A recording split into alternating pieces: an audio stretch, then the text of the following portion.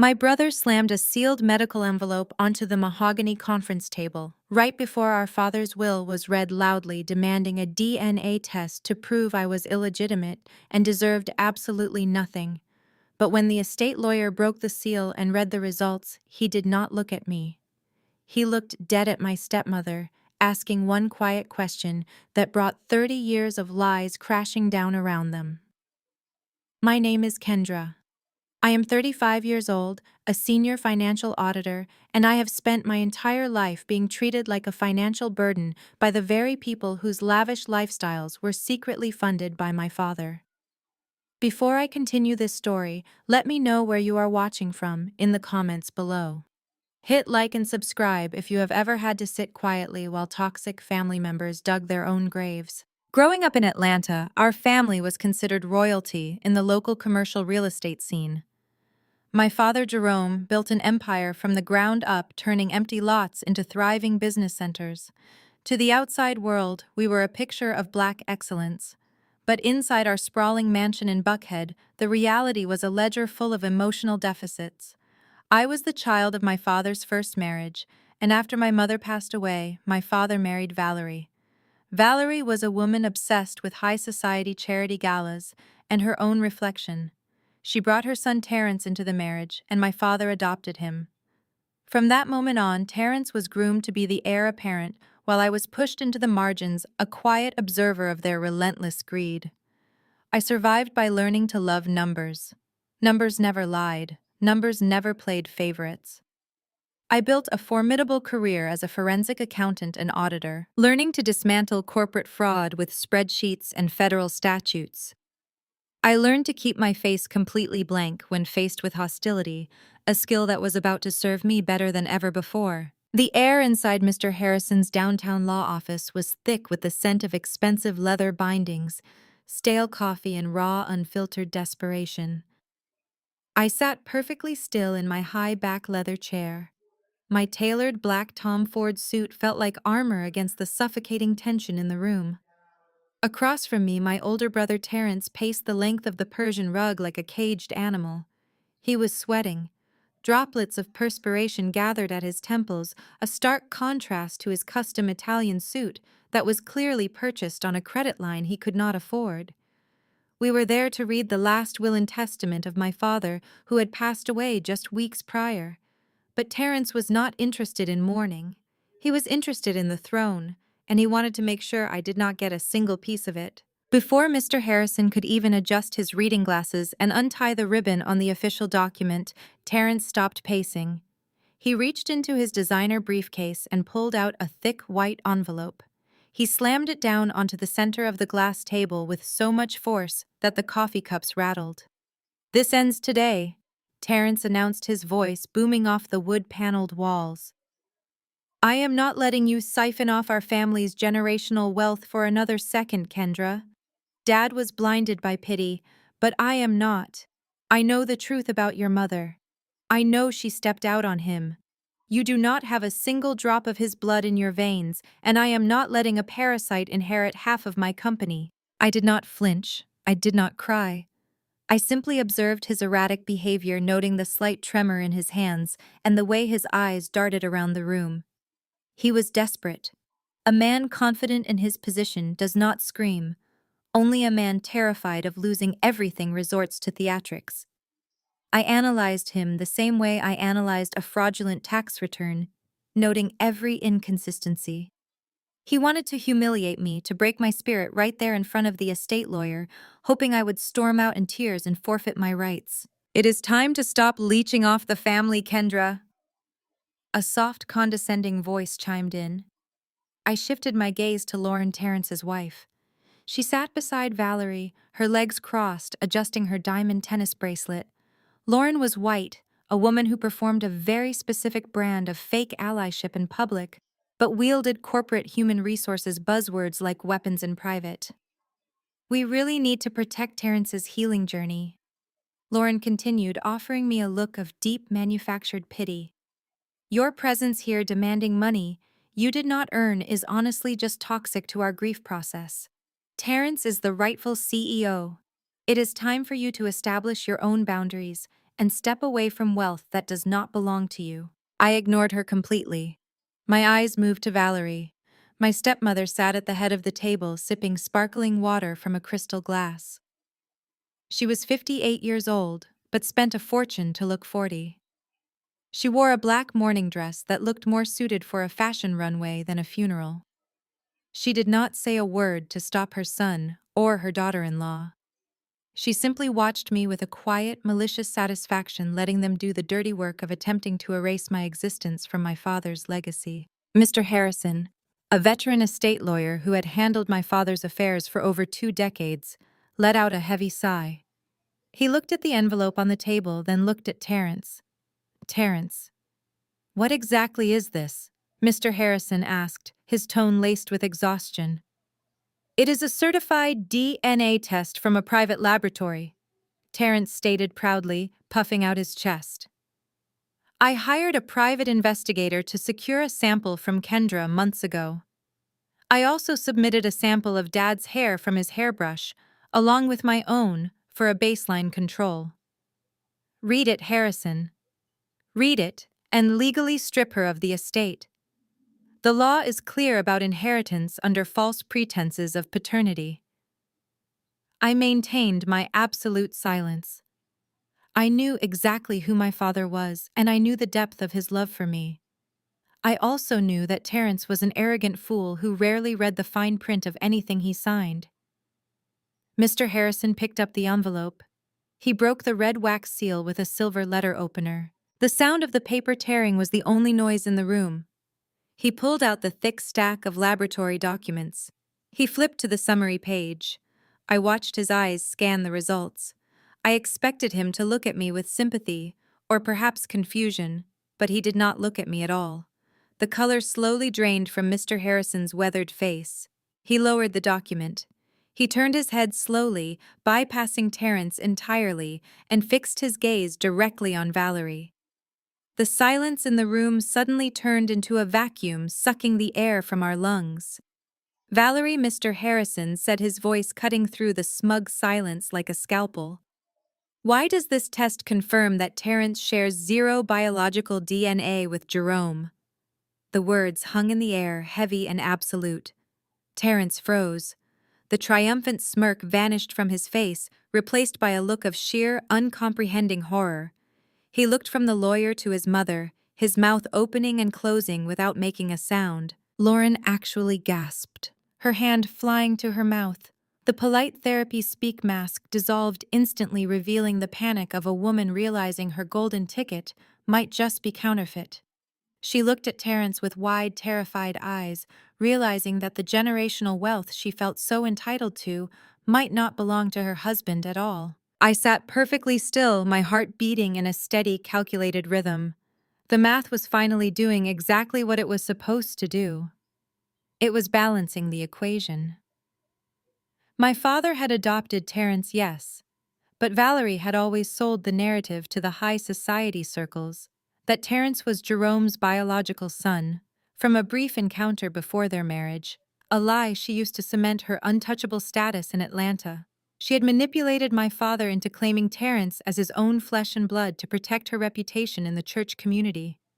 Terence had believed his own hype. He had bought a DNA test to destroy me, only to detonate a bomb underneath his own throne. But as I watched the fallout, I noticed something deeply disturbing. Valerie did not flinch. She did not gasp. She did not break down in tears or beg for forgiveness. She calmly placed her crystal glass of sparkling water down on a coaster. She smoothed an invisible wrinkle from her black designer dress. Then a slow, chilling smile spread across her face.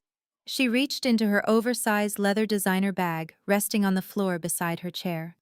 She pulled out a thick, dark brown leather-bound folder and slid it across the glass table right over the scattered pages of the DNA results. Because blood does not matter. Valerie said, her voice smooth and dripping with venom, when you hold the ultimate power of attorney. Tell her, Harrison. Tell Kendra exactly what her father signed before his stroke. Terence snapped out of his shock, his eyes darting to the folder. Lauren leaned forward, her breathing shallow. Mr. Harrison looked at the leather folder as if it were a venomous snake. He slowly opened it, glancing at the signatures on the bottom line. His shoulders slumped in defeat. "I am sorry, Kendra," Mr. Harrison said quietly, finally meeting my eyes. "4 days before your father suffered his massive stroke, he signed a new living trust. This document legally bypasses the standard will I was preparing to read today. It supersedes everything." "What does it say?" I asked, keeping my voice entirely devoid of emotion. Valerie leaned forward, resting her elbows on the table, her eyes locking onto mine with the intensity of a predator who had just cornered her prey. "It says that Terrence is granted 100% control of the corporate holdings, the real estate portfolio, and all liquid assets," she whispered, savoring every single syllable. "Regardless of paternity. Regardless of bloodline. Your father entrusted the empire to the son who actually worked in the business, not the daughter, who spent her time crunching numbers in a cubicle." Terrence let out a loud, breathless laugh, the color rushing back to his face. He wiped the sweat from his forehead, looking at his mother with a mixture of awe and relief. Lauren exhaled sharply, her posture instantly returning to one of smug superiority. She reached into her own bag and pulled out a single sheet of paper, sliding it directly across the table to me. It was an eviction notice, a 24-hour notice to vacate the downtown penthouse. The exact same penthouse I had spent 2 long years personally renovating, securing the permits, and upgrading for the family portfolio, while Terrence was busy playing golf on company time. "It is time for you to go back to playing with calculators, Kendra." Terrence sneered, his confidence fully restored, as he tapped the eviction notice with his gold pen. "Leave the real estate to the real men. You have until tomorrow morning to get your clothes out of my property. After that, I am changing the locks and calling building security." I looked down at the eviction notice. I looked at the fraudulent living trust sitting on the table, and then I looked at the three of them sitting there, utterly convinced that they had just won the war. They had the paperwork, they had the power, they thought they had entirely stripped me of my legacy. But as an auditor, I knew one fundamental truth about greedy people. They never check the blind spots. And they were completely unaware that the empire they had just stolen was standing on a foundation I had already rigged to explode. The words hung in the air, heavy and absolute. Terrence froze. The triumphant smirk vanished from his face, replaced by a look of sheer, uncomprehending horror. He looked from the estate lawyer to his mother, his mouth opening and closing without making a single sound. Lauren actually gasped, her hand flying to her mouth. The polite therapy speak mask dissolved instantly, revealing the panic of a woman realizing her golden ticket might just be counterfeit. She looked at Terrence with wide, terrified eyes, realizing that the generational wealth she felt so entitled to might not belong to her husband at all. I sat perfectly still, my heart beating in a steady, calculated rhythm. The math was finally doing exactly what it was supposed to do. It was balancing the equation. My father had adopted Terrence, yes, but Valerie had always sold the narrative to the high society circles that Terrence was Jerome's biological son, from a brief encounter before their marriage. It was a lie she used to cement her untouchable status in Atlanta, manipulating my father into claiming Terrence as his own flesh and blood to protect her precious reputation in the church community. Terrence had believed his own hype. He had proudly bought a DNA test to destroy me, only to detonate a bomb directly underneath his own throne. But as I watched the fallout, I noticed something deeply disturbing. Valerie did not flinch. She did not gasp. She did not break down in tears or beg for forgiveness. She calmly placed her crystal glass of sparkling water down on a leather coaster. She smoothed an invisible wrinkle from her black designer morning dress. Then a slow, chilling smile spread across her face. She reached into her oversized designer bag, resting on the floor beside her chair. She pulled out a thick, dark brown leather-bound folder and slid it across the glass table, right over the scattered pages of the DNA results. "Because blood does not matter," Valerie said, her voice smooth and dripping with venom, "when you hold the ultimate power of attorney.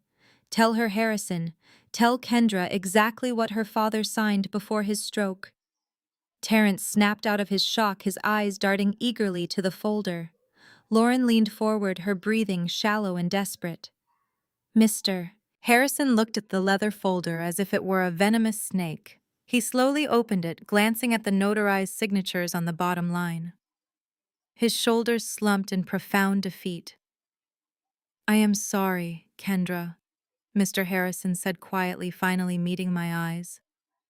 "4 days before your father suffered his massive stroke, he signed a new living trust. This document legally bypasses the standard will I was preparing to read today. It supersedes everything." "What does it say?" I asked, keeping my voice entirely devoid of emotion. Valerie leaned forward, resting her elbows on the table, her eyes locking onto mine with the intensity of a predator who had just cornered her prey. "It says that Terrence is granted 100% control of the corporate holdings, the real estate portfolio, and all liquid assets," she whispered, savoring every single syllable. "Regardless of paternity, regardless of bloodline. Your father entrusted the empire to the son who actually worked in the business, not the daughter who spent her time crunching numbers in a cubicle." Terrence let out a loud, breathless laugh, the rich color rushing back to his face.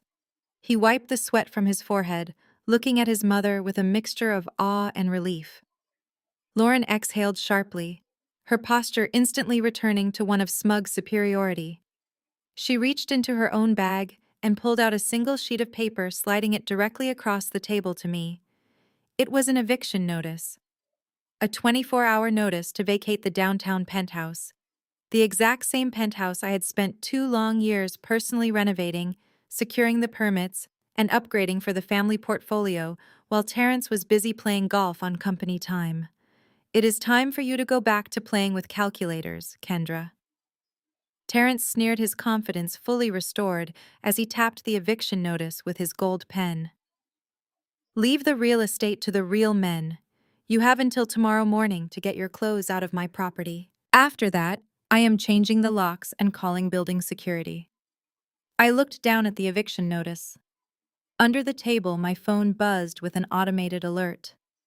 My corporate email access had just been revoked. They were locking me out of the company servers in real time.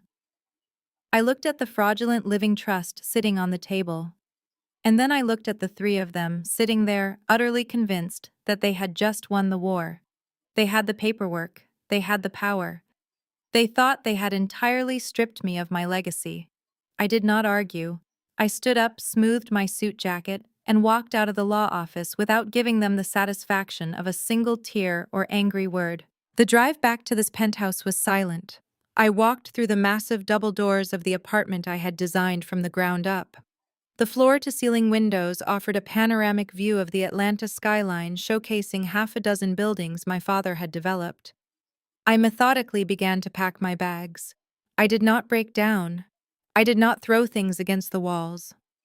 I carefully packed my tailored suits, my forensic auditing software drives, and my dignity. Every harsh word Lauren had ever spoken to me, every blatant act of favoritism Valerie had shown Terrence, it all crystallized in my mind. My coldness was not bitterness. It was a deeply honed survival mechanism. I left the penthouse keys perfectly centered on the marble kitchen island. As I stepped into the private elevator, I pulled out my tablet. Terrence and his IT department had locked out my user credentials, but they made one fatal miscalculation. They completely forgot that I was the one who built the company's administrative backend architecture from scratch. I logged in using a ghost protocol I had established years ago for emergency audits. I watched the system grant me full root access. I began transferring my personal files, but then I noticed a massive anomaly in the primary financial ledgers. I ran a quick query on the newly established ironclad trust Valerie had bragged about. The numbers did not add up. I dug deeper, cross-referencing the accounts. The trust was funded by offshore accounts holding $12 million in unrecorded toxic debt. Terrence was not inheriting an empire. He was inheriting a sinking ship. He had been secretly running a massive Ponzi scheme within the company to cover his exorbitant gambling debts in Vegas, shifting money from property to avoid detection. The company was completely underwater, and Valerie had just legally tied the entire mess to her precious son. I pulled out my phone and found the number for my old mentor at the IRS. I typed out a quick message.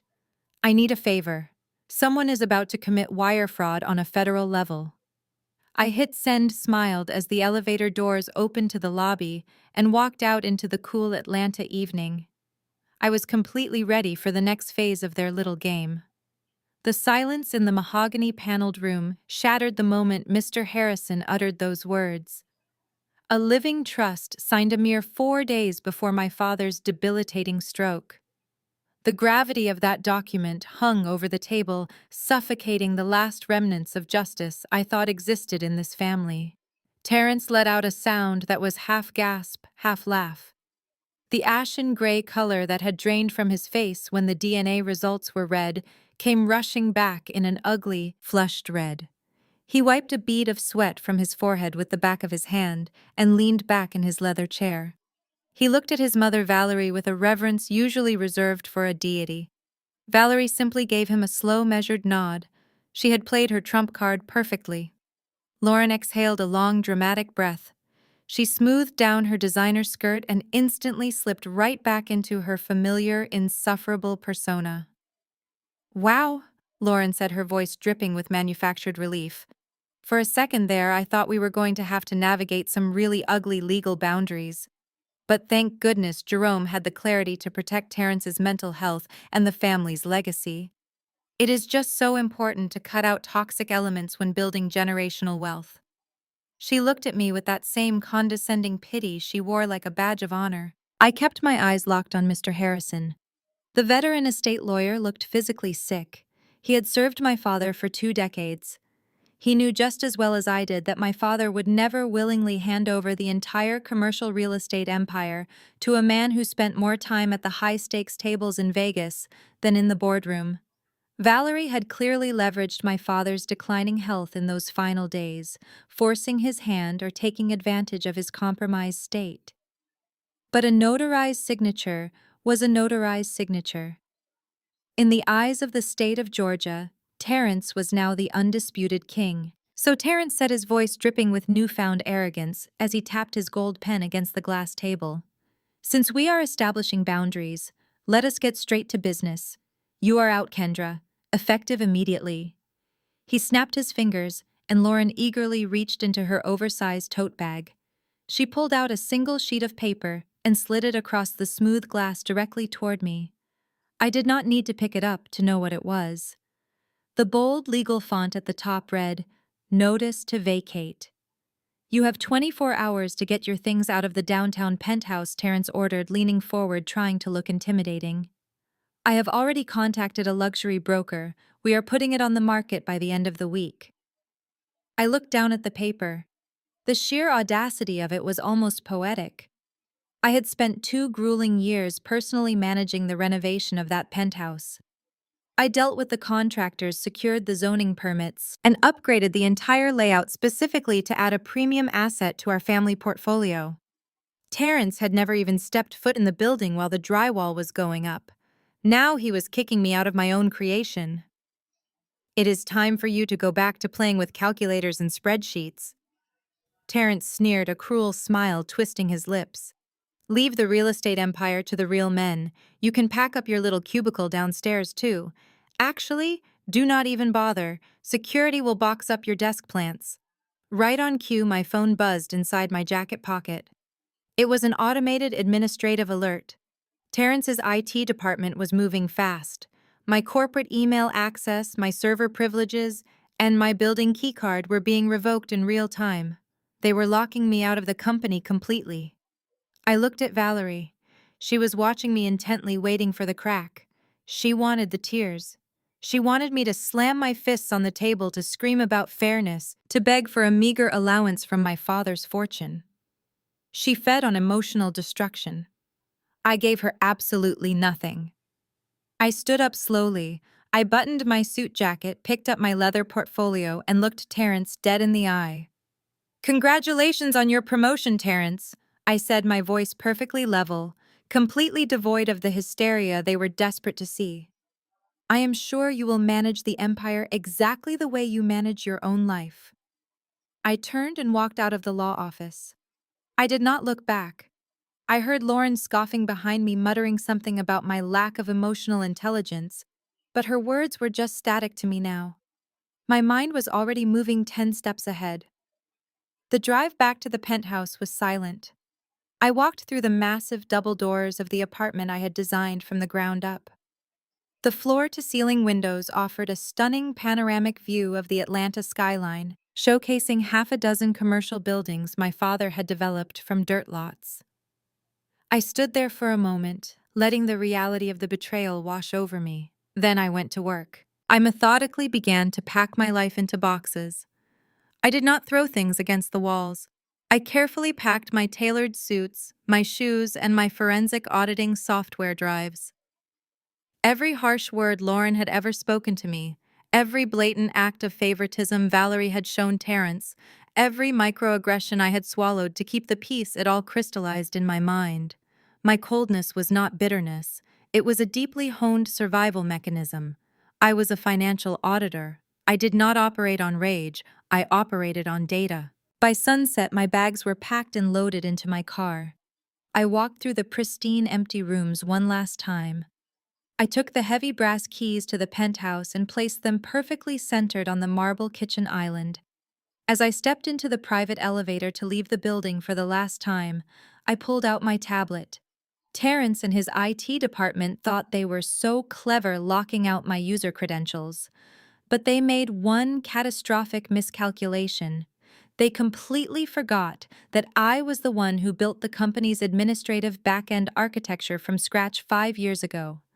I bypassed the main login screen and entered a ghost protocol I had established for emergency remote audits. The screen flashed black, then green, as the system granted me full unrestricted root access. They had locked the front door, but I held the master blueprints to the entire digital vault. I began transferring my personal files and performance reviews, ensuring I had every piece of documentation I needed to secure my next career move. But as the progress bar filled, my eyes caught a massive anomaly in the primary financial ledgers. Terrence had immediately synced his personal devices to the executive servers the moment he gained control. I ran a quick query on the newly established ironclad living trust that Valerie was so proud of. I cross-referenced the asset lists with the current company liability sheets. The numbers did not just fail to add up. They collided in a spectacular, glaring catastrophe. I dug deeper, my fingers flying across the digital keyboard. I traced the money flow through a labyrinth of shell companies and recently opened offshore accounts. The truth was hiding right there in the metadata. The trust Terrence had just inherited was fully funded by accounts holding $12 million in unrecorded, highly toxic debt. Terrence was not inheriting a real estate empire, he was inheriting a rapidly sinking ship. He had been secretly running a massive Ponzi scheme within the company for years to cover his exorbitant, spiraling gambling debts in Vegas. He had been shifting money from property to property, taking out illegal leverage and cooking the books to avoid detection from our father. The company was completely underwater. Valerie, in her blind greed to secure the throne for her golden child, had just legally tied the entire catastrophic mess directly to Terrence's name. A slow, genuine smile finally broke across my face. They thought they had left me with nothing. Instead, they had just handed me the detonator. I pulled out my phone and found the direct number for my old mentor, a senior investigator at the Internal Revenue Service. I did not call. A paper trail was always better. I typed out a quick, precise message. I need a massive favor. Someone is about to commit corporate wire fraud on a federal level, and I have the root access logs to prove it. I hit send. The elevator doors chimed and opened to the lobby. I walked out into the cool Atlanta evening, the city lights reflecting off the glass towers my father built. Terrence and Valerie thought the game was over. They had no idea it was just beginning. The morning after I walked out of my penthouse, the reality of Terrence's takeover began to ripple through Atlanta's business district. I woke up in a suite at the St. Regis, the city skyline I had helped build, now just a view from a hotel window. My phone was already flooded with text messages from loyal colleagues at the firm. Terrence had not just locked me out of the servers, he was systematically trying to erase my entire legacy from the company my father built. I opened a screenshot sent by one of my senior analysts. It was a company-wide memo sent at 6 in the morning, authored by Terrence but dripping with Lauren's signature corporate human resources buzzwords. The memo announced a massive restructuring of the executive team to promote a more dynamic, aggressive approach to commercial real estate. Buried in the second paragraph was a direct shot at me. It stated that Kendra had been relieved of her duties so she could return to her roots of playing with calculators and focusing on minor administrative tasks, while the new leadership handled the real men's business of aggressive portfolio expansion. I smiled as I read it. Terrence's bravado was as predictable as it was pathetic. He was puffing out his chest to mask the absolute terror of the $12 million unrecorded debt I knew he was hiding. He thought that by publicly humiliating me and legally forcing me out of my own home, he had neutralized the threat. He had no idea that while he was busy drafting petty memos and changing the locks on the penthouse, my former colleagues and I were quietly compiling the digital breadcrumbs of his massive Ponzi scheme. By noon, Lauren was already posting on social media. She uploaded a video of herself standing in the marble kitchen of my penthouse holding a tape measure and talking about how she was going to sage the space to cleanse the toxic energy before they moved in. She was completely intoxicated by the illusion of her new wealth. I watched the video once, closed the app, and opened my forensic auditing software. I spent the next 48 hours building a color-coded, irrefutable financial dashboard that traced every single illegal wire transfer Terrence had made to cover his Vegas gambling debts. I was not just building a case, I was building a guillotine. Sunday arrived, bringing with it the highly anticipated memorial repast. In true Valerie fashion, my stepmother had decided that a traditional church basement gathering was entirely beneath her. Instead, she had rented out the grand ballroom at Atlanta's most exclusive country club. It was less of a memorial for my father and more of a coronation ceremony for Terrence.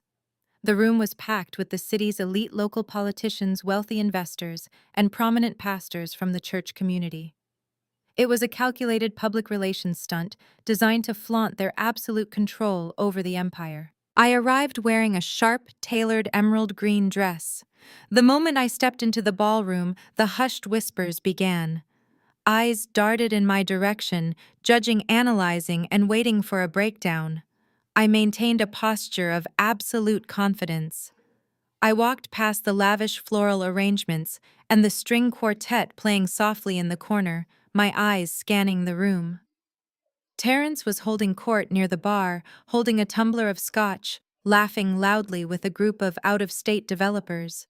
He looked like a man who believed his own lies.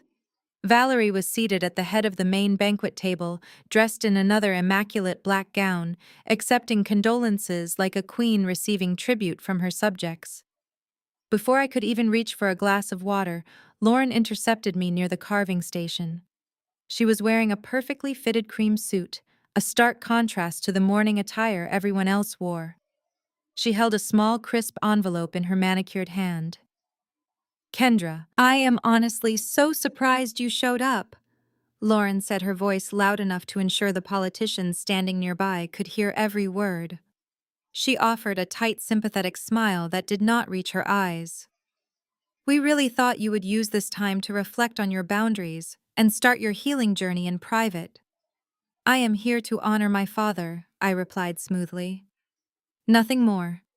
Lauren sighed, a soft, patronizing sound. She pressed the envelope toward me. "Terrence and I discussed it, and we know transitions can be financially stressful, especially for someone in your position. We want to offer you a severance package, a fresh start. It is a check for $5,000.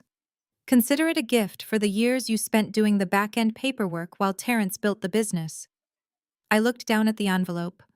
$5,000. A calculated insult meant to establish her dominance in front of the city's elite. She wanted me to snatch it in desperation or throw a tantrum. Instead, I simply clasped my hands behind my back and looked at her with polite amusement. Keep it, Lauren, I said softly. Something tells me you are going to need every single penny of that for legal fees by the end of the week. Her smile faltered for a fraction of a second before she masked it with a look of dramatic concern. She shook her head, turning back to her wealthy audience. Grief makes people say the craziest things, she murmured to a nearby investor. The clinking of a silver spoon against crystal cut through the low hum of conversation. Valerie was standing at the head table, raising her glass. The room fell silent as all attention turned to the grieving widow. Thank you all for being here to honor my late husband, Jerome. Valerie began, her voice echoing perfectly through the microphone. Jerome was a titan, a visionary, but more importantly, he was a father who knew exactly how to secure his legacy. He knew that the weight of his empire required a strong, capable leader. That is why, in his final days, he entrusted everything to his only true heir, to my son Terence, the new CEO. The room erupted into polite applause. Terence raised his glass, basking in the validation he had craved his entire life. He looked across the room at me, a smug, triumphant grin plastered across his face. It was time. I did not wait for the applause to die down completely. I bypassed the buffet line, walked straight up to the small, raised stage, and stepped up to the secondary microphone reserved for family tributes. I pulled my tablet from my clutch and quickly connected it to the ballroom's projection system using a wireless override I had configured before the event started. Valerie's smile vanished. Terence lowered his glass, his eyes narrowing in suspicion. Thank you, Valerie, for that moving tribute, I said, my voice carrying clearly over the speakers. My father was indeed a visionary. He built his empire on a foundation of absolute transparency and relentless hard work. And because I honor his legacy, I believe it is only right that we are completely transparent with the people who have invested their time, their money, and their trust in this family. I tapped the screen of my tablet. The massive digital projector behind the head table flared to life. Instead of the planned slideshow of family memories, a massive color-coded financial dashboard illuminated the room. What the hell is this? Terence muttered loudly, stepping away from the bar. This, Terence, is the reality of your leadership, I announced, stepping to the side so the entire room could see the glaring red numbers. For the past 3 years, Terence has not been running an empire. He has been running a sophisticated Ponzi scheme. The $12 million in unrecorded debt you see on the screen represents illegal leverage he took against company properties to cover his exorbitant gambling debts in Las Vegas. The ballroom erupted into chaotic, scandalized whispers. The investors Terence had just been laughing with suddenly stepped away from him, their faces pale with shock. Valerie gripped the edge of the table, her knuckles turning white. "Turn that off!" Terence shouted, his voice cracking as he rushed toward the stage. "She is lying. It is a fake spreadsheet. She is just a bitter, jealous sister who got cut out of the will. Turn the projector off right now." He lunged for the microphone cord, but I smoothly stepped out of his reach. He was sweating profusely, the confident CEO persona completely shattered in front of Atlanta's elite. "It does not matter what she puts on that screen," Terence yelled over the rising murmur of the crowd, desperately trying to salvage his reputation. "The company is completely solvent. In fact, we are finalizing the paperwork tomorrow morning to sell Westside Plaza for $30 million. The buyers are already secured. The debt is irrelevant." He stood there panting, looking out at the crowd, begging them to believe his desperate pivot. He thought the promise of a $30 million cash injection would silence the room. I leaned into the microphone, my voice dropping to a calm, devastating register. "You cannot sell Westside Plaza, Terence, because Dad never owned it." The silence inside this penthouse was absolute. I stood just inside the massive double doors, letting the heavy oak click shut behind me. The floor-to-ceiling windows bathed the entire open-concept living space in the warm golden light of the late Atlanta afternoon. I had spent 2 grueling years conceptualizing, permitting, and renovating this exact space. I had argued with city zoning boards, negotiated with luxury contractors, and personally selected every slab of imported Italian marble and fixture of brushed brass. I had built this sanctuary to be the crown jewel of our family real estate portfolio, and now I had exactly 24 hours to erase my existence from it. I did not collapse against the door. I did not slide down the wall and weep into my hands. Crying was a luxury afforded to people who had a safety net to catch them when they fell. I had never had a safety net. I only had myself, my intellect, and a deeply honed survival mechanism that kicked into high gear the moment I sensed a threat. I walked straight to the kitchen, opened the hidden utility drawer, and pulled out a stack of heavy-duty moving boxes. I assembled the first one with sharp, precise movements, the tearing sound of the packing tape echoing off the vaulted ceilings. I was treating this eviction exactly like a hostile corporate audit. Emotions were irrelevant variables. Efficiency was the only metric that mattered. I started in my home office. This room was my command center, the place where I had spent countless late nights, dissecting the financial health of my father's empire. I did not pack the decorative items or the expensive art on the walls. I went straight for the locked fireproof filing cabinet. I packed my external hard drives, my forensic auditing software licenses, and the encrypted USB drives that held the true, unfiltered financial history of the company. These drives were not just data, they were my armor. They were the culmination of a decade of my life spent mastering a field where I had to be twice as good to get half the respect. As I packed my financial textbooks and reference manuals, my mind drifted to my stepmother, Valerie. The physical act of boxing up my achievements brought the years of her blatant favoritism into agonizingly sharp focus. I remembered the day I passed my certified public accountant exam on the first try, a notoriously difficult feat. I had come home exhausted, but glowing with pride. Valerie had barely looked up from her Society magazine, handing me a generic $50 gift card to a chain restaurant before reminding me to keep my voice down because Terrence was resting. Terrence had just failed his real estate licensing exam for the third time. To soothe his bruised ego, Valerie had convinced my father to buy him a solid gold Rolex watch later that same week. That was the dynamic of our household. Terrence's failures were treated as sensitive tragedies that required expensive coddling, while my successes were treated as arrogant disruptions to the family peace. Valerie had spent my entire life trying to shrink me, terrified that my competence would somehow cast a shadow over her golden child. I placed the last hard drive into the box and taped it shut. I had stopped trying to earn her love a long time ago. My coldness toward her was not born of bitterness. It was an impenetrable shield I had forged to protect my own sanity. I moved to the master bedroom and began pulling my tailored suits from the walk-in closet. The fabric slipped through my fingers, each blazer and pencil skirt, a reminder of the corporate battlefield I navigated every day. Packing my clothes brought the memories of Lauren flooding back. Lauren with her perfectly styled blonde hair and her weaponized corporate empathy. I folded a green silk blouse, remembering the time Lauren had stood in this very room holding a glass of my expensive wine, pretending to admire the view.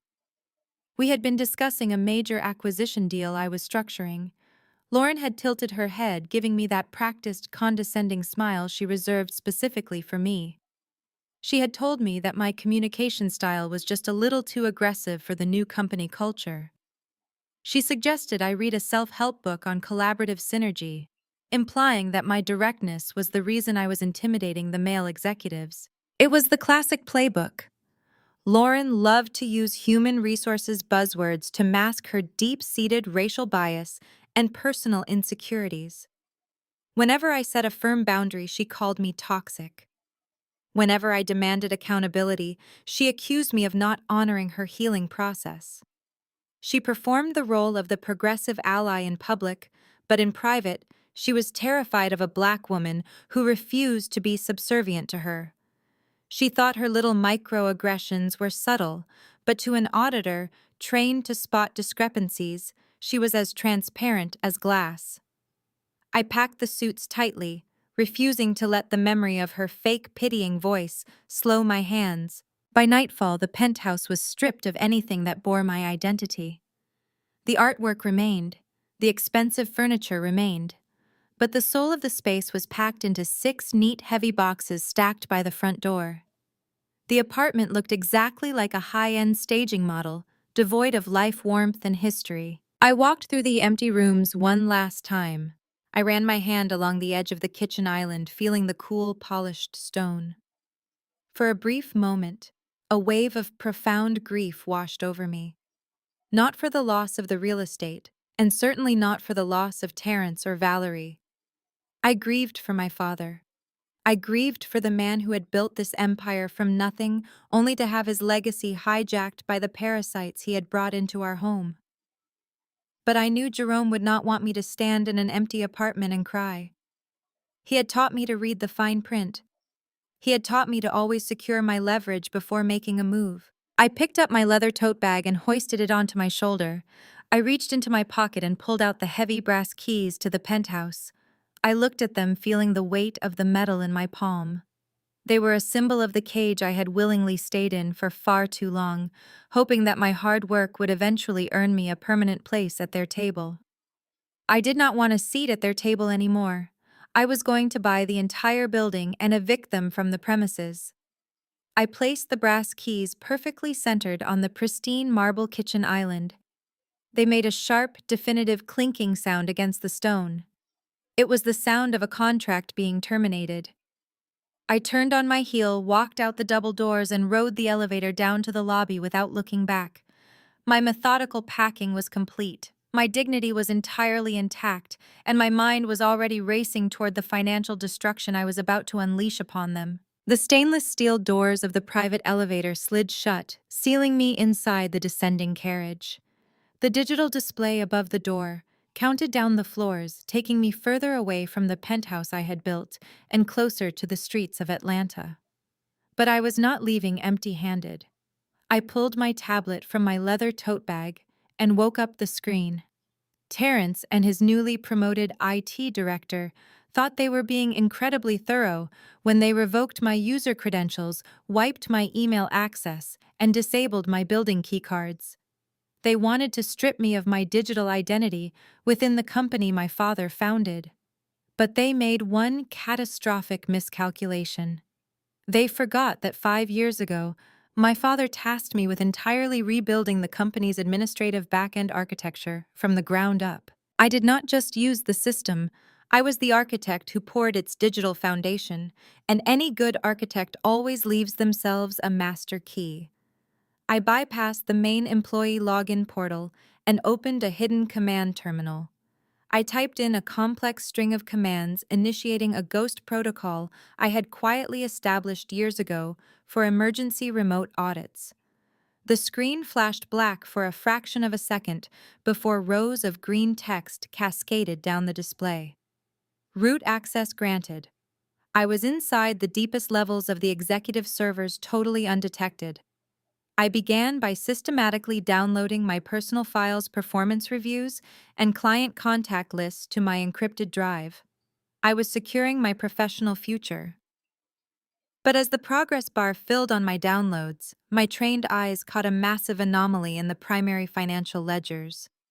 When Terrence assumed total control yesterday, he had recklessly synced his personal devices and private folders directly to the executive master server, likely to consolidate his newly acquired power. I opened a folder, labeled with the name of the newly established Living Trust, the exact same ironclad document Valerie had so proudly slid across the conference table to disinherit me. I ran a rapid query cross-referencing the listed corporate assets with the current liability sheets. The numbers did not just fail to add up, they collided in a glaring, spectacular catastrophe. I tapped the screen, digging deeper into the metadata. I traced the money flow through a labyrinth of newly formed shell companies and offshore accounts routed through the Cayman Islands. It was a chaotic web of transactions, but to a forensic auditor, it read like a confession letter. The trust Terrence had just inherited was fully funded by accounts holding $12 million in unrecorded, highly toxic debt. Terrence was not inheriting a thriving real estate empire. He was inheriting a rapidly sinking ship, and he was the one who had drilled the holes in the hull. I analyzed the transaction histories, piecing together the timeline of his deception. For the past 3 years, Terrence had been running a sophisticated, massive Ponzi scheme right under my father's declining health. He had been secretly leveraging our prime commercial properties, taking out illegal secondary mortgages, and using the cash to cover his exorbitant, spiraling gambling debts in Las Vegas. When those secondary loans came due, he simply diverted money from new investors to pay off the old ones, falsifying the loan to value ratios on the official corporate books to avoid detection. He was bleeding the company dry to fund his high-stakes poker games and Lauren's insatiable appetite for designer clothes, luxury vacations, and country club memberships. The company was completely underwater. It was a hollow shell painted gold, and the sheer poetic irony of the situation almost made me laugh out loud in the empty elevator. Valerie, in her blind, desperate greed to secure the throne for her golden child and cut me out of the picture, had forced my father to sign that living trust. By doing so, she had legally tied the entire catastrophic mess directly to Terrence's name. She thought she had handed him the keys to the kingdom, but she had actually strapped a ticking time bomb to his chest and locked the chains. I scanned the ledger for any remaining clean assets. There was only one: West Side Plaza, the crown jewel of the family portfolio, a historic commercial space right in the heart of the city. Terrence had slated it for an immediate, expedited cash sale. He desperately needed $30 million to inject liquidity into his collapsing Ponzi scheme before his creditors came knocking and the federal regulators noticed the discrepancies. But as I looked at the chain of title in the back-end database, a genuine, uncompromising smile spread across my face. Terrence was planning to sell West Side Plaza to save his own skin, but he had absolutely no idea who actually owned it. The elevator chimed gently, and the doors opened to the dimly lit underground parking garage. The cool, damp air hit my face as I stepped out, my heels echoing sharply against the concrete floor. I walked toward my car, my mind racing with the implications of my discovery. Terrence and Valerie thought the game was over. They thought they had left me with absolutely nothing but a 24-hour eviction notice and a bruised ego. Instead, they had just handed me the detonator to their entire operation. I unlocked my car, slid into the driver's seat, and locked the heavy doors behind me. The quiet isolation of the vehicle gave me the space to formulate my next move. I could not simply take these files to the local police. Financial crimes of this magnitude required specialized jurisdiction, and Terrence had spent years cultivating relationships with local politicians who might try to sweep this under the rug to protect their own investments. I needed an unstoppable force. I needed the federal government. I opened my phone and scrolled through my encrypted contacts until I found the direct number for my former mentor, a senior investigator at the Internal Revenue Service named Thomas. Thomas was a bulldog of an auditor, a man who lived to dismantle white-collar criminals. He had taught me everything I knew about tracking hidden offshore accounts. I did not call him. A phone call could be dismissed or forgotten, but a digital paper trail was permanent. I drafted a text message, my thumbs flying across the screen with cold precision. "I need a massive favor," I typed. "Someone is about to commit corporate wire fraud on a federal level. I have the root access logs, the offshore routing numbers, and the proof of the toxic debt. I'm compiling the data into a forensic dashboard right now." I hit send. The message delivered instantly. I placed my phone down on the passenger seat and started the engine. The powerful hum of the motor vibrated through the steering wheel. I drove out of the parking garage and merged onto the vibrant, bustling streets of downtown Atlanta. The city lights reflected off the towering glass facades of the buildings my father had developed from empty dirt lots. Terrence believed he owned this skyline now. He believed he was the king of the city, ready to parade his fake success at the upcoming memorial repast on Sunday. He was planning to stand in front of the city's elite with Lauren and Valerie by his side and toast to his own brilliance. I gripped the steering wheel tight. Let him toast.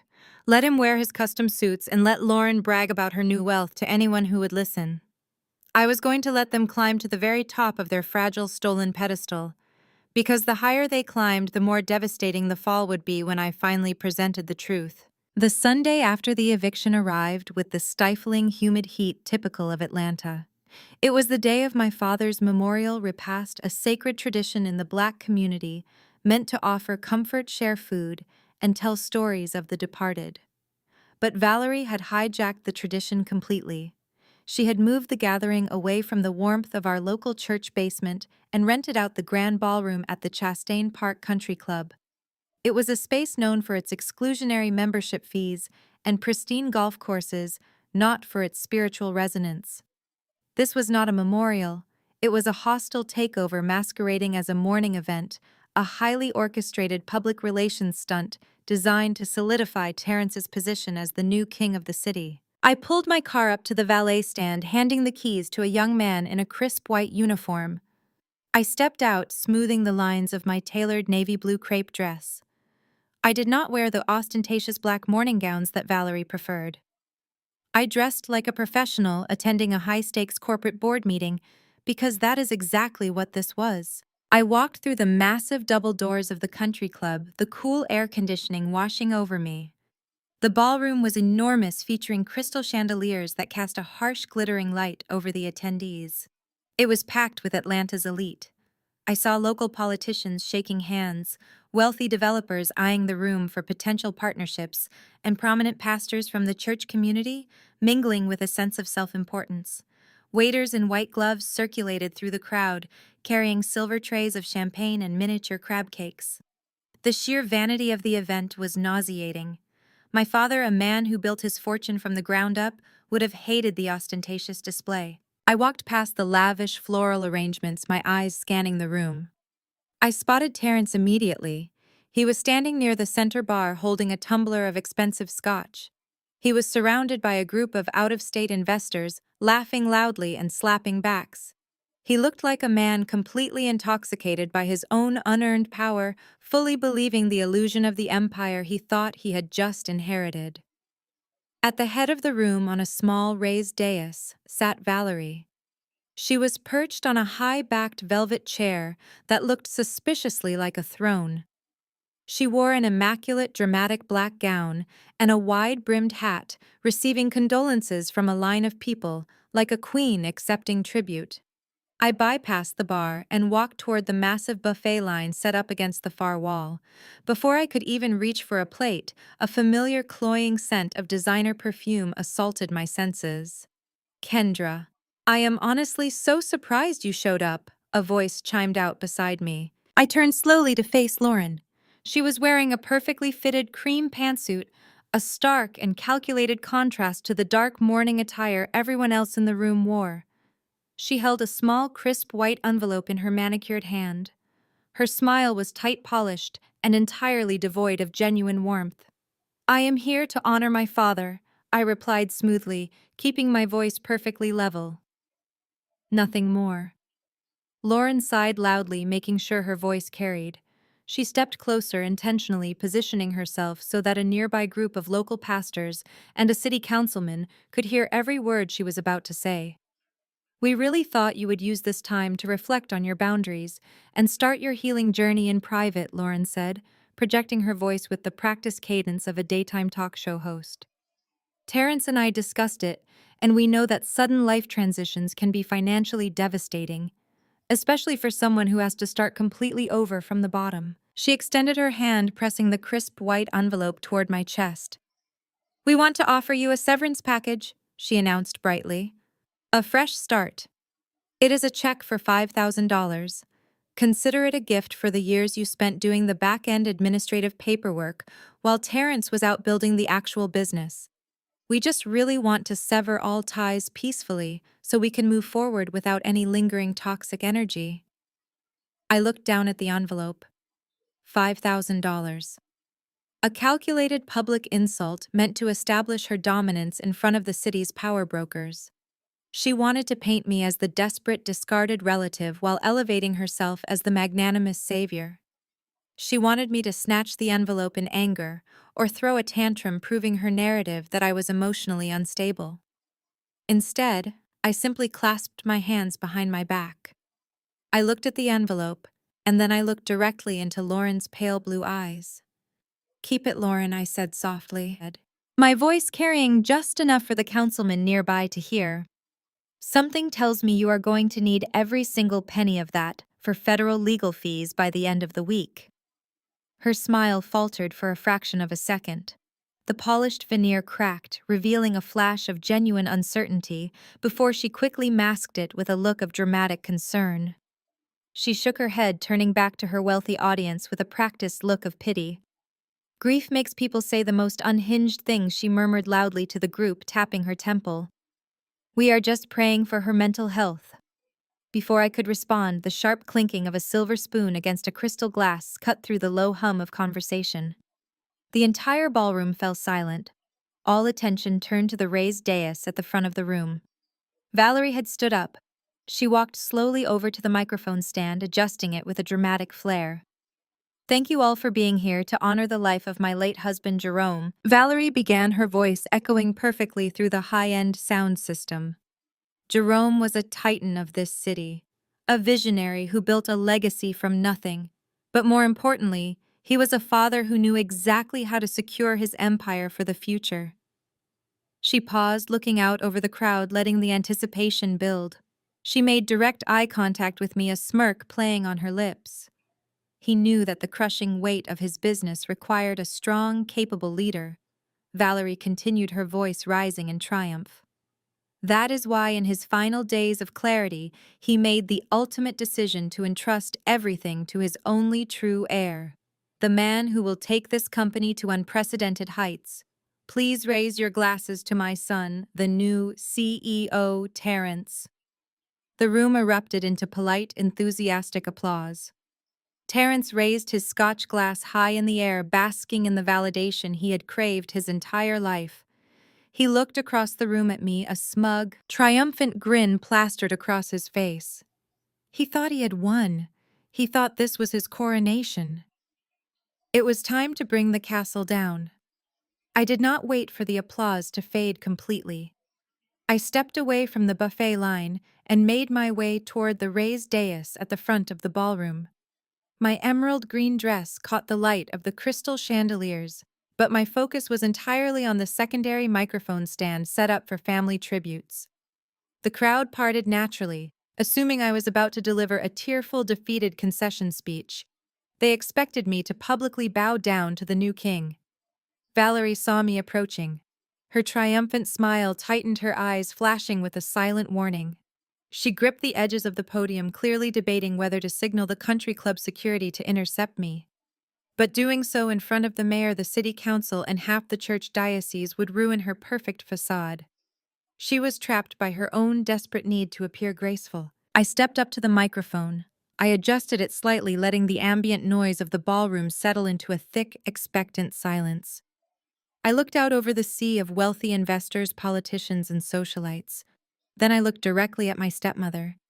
Thank you, Valerie, for those beautiful and moving words. I said, my voice soft, steady, and projecting perfectly through the high-end sound system. My father was indeed a visionary. He built his empire on a foundation of absolute transparency, relentless hard work, and an unwavering commitment to the people who trusted him. He always said that the numbers tell the true story of a man's character. A murmur of polite agreement rippled through the older investors in the front row.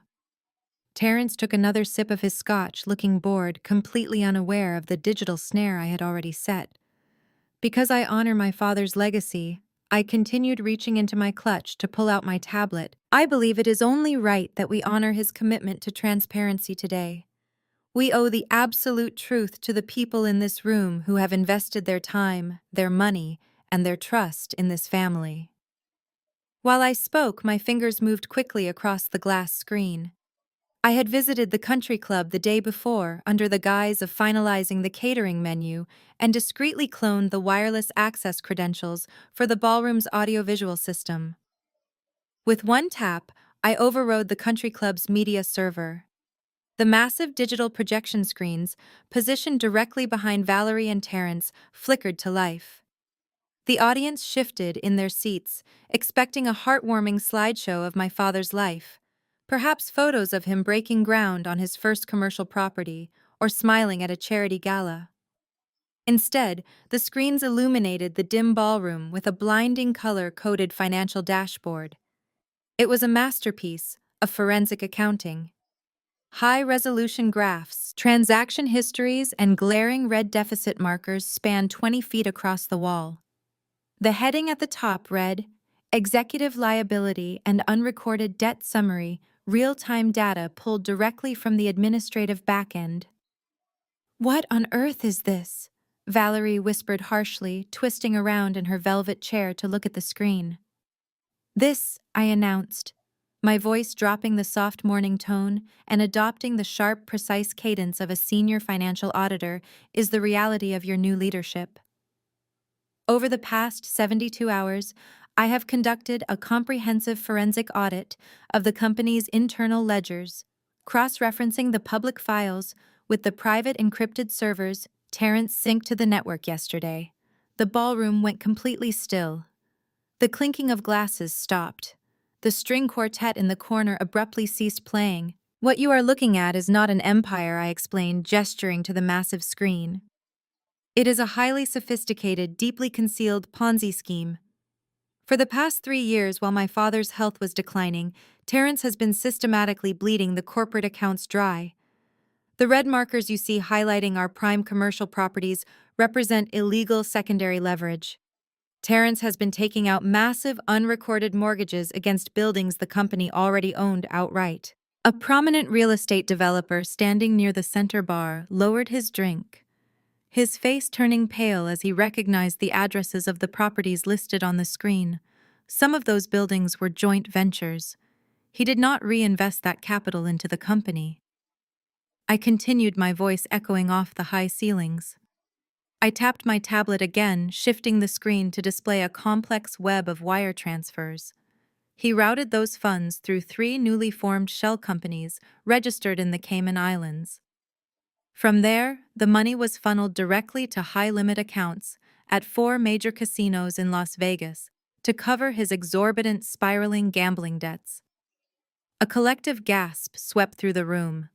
The hushed, scandalized whispers began instantly sounding like dry leaves caught in a sudden storm. Pastors covered their mouths in shock. Politicians subtly took a step back, physically distancing themselves from the family they had been praising just moments before. When the interest payments on those illegal secondary loans came due, I projected my voice over the rising murmur of the crowd. Terrence simply diverted capital from new investors to pay off the old debt. He falsified the loan-to-value ratios on the official corporate books to avoid detection by federal regulators and to keep my father entirely in the dark. The total sum of this unrecorded toxic debt is exactly $12,400,000. The company is completely underwater. Valerie sat frozen in her chair, her perfectly contoured face locked in an expression of absolute horror. She looked at the screen, then at the crowd, her meticulously crafted high society reputation disintegrating in real time.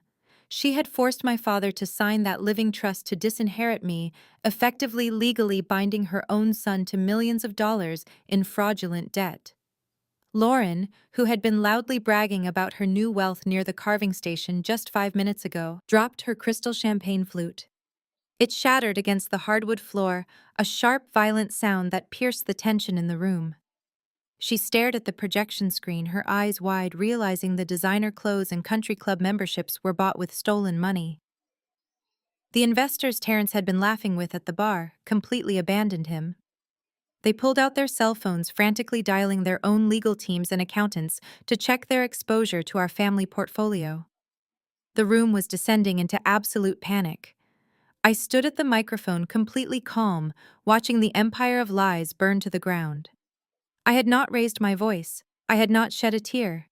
I had simply turned on the lights and let the cockroaches scatter. Terrence froze. His hand, still gripping the severed microphone cord, began to tremble. The forced, arrogant smile he had just plastered across his face to reassure the wealthy investors melted away, leaving behind the terrified expression of a little boy who had just been caught stealing. The dead silence in the Chastain Park Country Club ballroom was deafening. The massive projection screen behind us still glowed with the red deficit markers of his $12 million Ponzi scheme, casting a harsh, unforgiving light on his sweating forehead. "What are you talking about?" Terence whispered. His voice lacked the booming confidence from moments ago. He looked around the room, realizing that the city councilmen, the pastors, and the elite developers were all hanging on my every word. He tried to recover, puffing out his chest. "That is a lie. West Side Plaza is the anchor of the Jerome portfolio. I have the appraisal documents. I have the buyer lined up. The escrow account opens tomorrow at 9 in the morning. You are just trying to sabotage my deal because you are angry you got evicted." I stepped away from the dead microphone and walked right up to him. I did not need artificial amplification. The sheer gravity of the truth was loud enough. "You have the appraisal documents, Terence," I said, my voice steady and echoing slightly in the vast room. "You have the tax assessments and the operational budgets. Because our father's management company operated the building. We maintained it, we leased it, and we collected the management fees. But if you had ever actually bothered to look past the monthly revenue reports and check the county deed registry, you would know the truth. Jerome never held the title." Valerie marched up the steps of the dais, her black morning gown sweeping the floor. Her face was contorted in absolute rage. She pushed past Terence and pointed a perfectly manicured finger inches from my face. "Stop this nonsense right now," Kendra Valerie hissed, her voice vibrating with panic. "You are making a fool of yourself in front of the entire city. Jerome built Westside Plaza from the ground up 20 years ago. I was there when he cut the ribbon. It is part of the corporate estate, and Terence controls the estate." I looked at my stepmother with a mixture of pity and profound disgust. She had spent decades wrapping herself in the illusion of my father's wealth, but she had absolutely no idea how his empire actually functioned. She only knew how to spend the money, never how to protect it. "He built it, Valerie," I replied calmly. "But he did not own the land it was built on, and he did not hold the final deed. 15 years ago, when he realized exactly how much money Terence was bleeding from the minor subsidiary accounts, my father quietly transferred the complete legal ownership of West Side Plaza into an irrevocable blind trust." Terence physically stumbled back a step. The heavy crystal tumbler he was holding slipped from his fingers. It hit the hardwood floor of the stage and shattered, splashing expensive scotch over his custom Italian leather shoes. He did not even look down. "A blind trust," Terence repeated the words, sounding foreign and terrifying in his mouth. "No. No, Harrison would have told us. The estate lawyer would have included it in the living trust you signed." "Mr. Harrison is an estate lawyer," I corrected him smoothly. "He handles Will's personal assets and the immediate corporate transitions. He does not handle deep foundational corporate restructuring. My father used a completely separate federal firm in Washington to establish the blind trust. He deliberately walled it off from the primary estate so that if you ever managed to run the main company into the ground, his crown jewel would remain completely untouchable." The developers in the front row began murmuring aggressively to one another. A man in a sharp gray suit, whom I recognized as the chief financial officer of a major regional bank, stepped forward. "Excuse me," the banker called out, pointing directly at Terence. "Are you telling us you are currently negotiating a $30 million sale with an out-of-state buyer for a property you do not even have the legal title to transfer?" Terence whipped his head around, his eyes wide with sheer panic. "No. No, absolutely not. Do not listen to her. She is a disgruntled former employee. The title is clear. I swear to you the title is clear. If you sign those transfer papers tomorrow morning, Terence," I said, my voice cutting through his desperate lies like a blade, "and you accept that $30 million cashier's check from the buyer, you will be committing interstate wire fraud. It carries a mandatory federal prison sentence. And considering the fact that I just exposed your $12 million gambling deficit to every major investor in Atlanta, I highly doubt you will find a bank willing to post your bail." Lauren let out a loud, high-pitched sob from the back of the room. She had been desperately trying to perform damage control with the wives of the city officials, but the reality of the situation had finally pierced through her thick armor of corporate buzzwords. The country club memberships, the designer clothes, the luxury vacations, they were all vanishing right before her eyes. Terrence looked completely broken. The arrogant, untouchable CEO persona had completely evaporated, leaving behind a pathetic, sweating fraud. He looked at Valerie, pleading silently for her to fix it. But Valerie was speechless. The mastermind who had forced my father to sign over his empire had just realized she had secured a kingdom built entirely on quicksand. I walked back over to the podium. I reached down and smoothly unplugged my tablet from the audiovisual system. The massive projection screen instantly went black, plunging the stage into heavy shadows.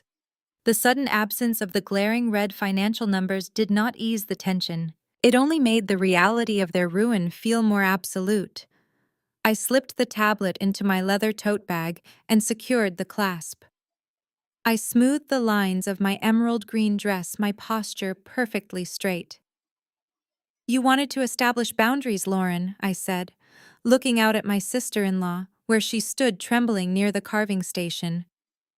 "Consider this my final boundary. You wanted me out of the company. I am out. You wanted the empire. It is all yours. Every single toxic, fraudulent, debt-ridden piece of it." I walked down the steps of the dais. The crowd of wealthy elites parted for me instantly, no longer looking at me with pity or judgment, but with absolute shock and undeniable respect. I did not rush. I walked with the measured, deliberate pace of a woman who had just executed a flawless audit. As I reached the grand double doors of the ballroom, Terrence finally found his voice. It was not a roar of authority. It was a desperate, panicked scream. "Kendra, you cannot do this. You cannot do. You have to help me fix the ledgers. You have to help me." I pushed the heavy doors open, letting the bright, humid Atlanta afternoon spill into the dark, chaotic room. I did not turn around. I did not offer a single word of comfort. I simply walked out to the valet stand, handed the attendant my ticket, and drove away, leaving them to drown in the exact mess they had created. I spent the next 48 hours monitoring the absolute chaos from the comfort and safety of my hotel suite. The financial dashboard I had projected onto that ballroom wall acted like a digital virus, systematically dismantling the pristine reputation Terrence and Valerie had spent years curating. My phone constantly buzzed with covert updates from loyal former colleagues who were still inside the corporate building. The executive floor was effectively on lockdown. Terrence was barricaded inside his office, sweating through his custom suits, while desperately screening calls from furious investors, panicked bank managers, and federal regulators who had suddenly taken a keen interest in our family portfolio. Valerie was not faring much better. She was working the phones, calling every high society wife and church leader she knew frantically, trying to spin a narrative that I had suffered a severe psychotic break due to grief. She told anyone who would listen that my spreadsheet was a fabrication created by a bitter, disinherited daughter. But the damage was already done. Numbers do not care about high society gossip, and the wealthy elite of Atlanta were already quietly pulling their investments and distancing themselves from my stepmother. The biggest problem Terrence faced was the impending sale of Westside Plaza. The out-of-state buyer had seen the spectacle at the country club and was immediately threatening to pull the $30 million deal off the table entirely. They demanded ironclad proof of a clean title within 2 days, or they were walking away. Terrence was backed into a corner. He needed that $30 million cash injection to keep his Ponzi scheme afloat and stay out of federal prison. Since he did not actually hold the legal title to the property, he decided to manufacture one. Desperation breeds incredible recklessness, and this is exactly where Lauren proved her worth to the family. Lauren dropped her fragile therapy-speaking victim persona and tapped directly into her own family's wealth and influence. Her father was a retired state judge who maintained deep, highly questionable ties to a private title insurance company operating out of Fulton County.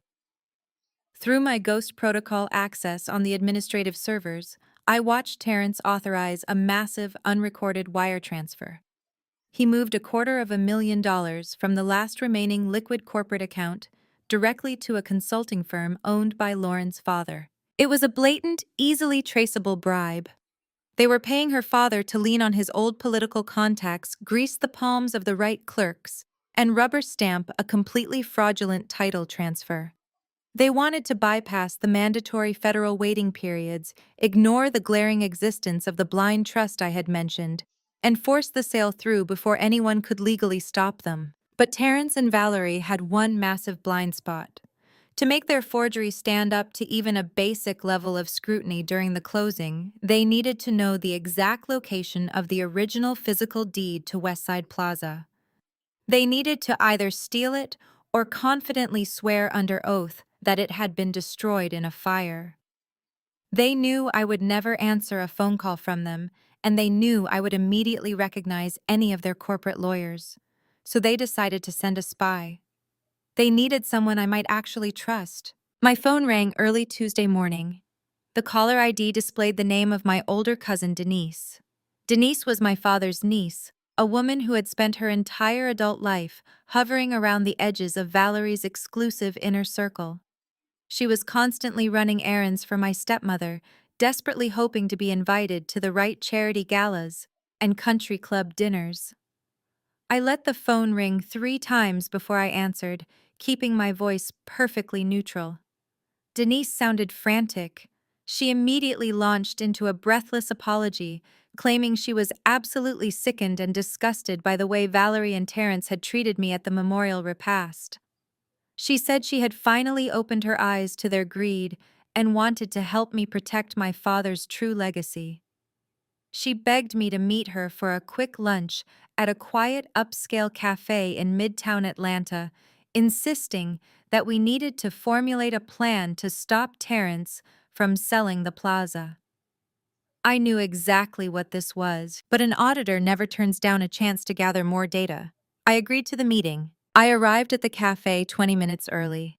I secured a corner booth facing the door, giving me a clear vantage point of the entire restaurant.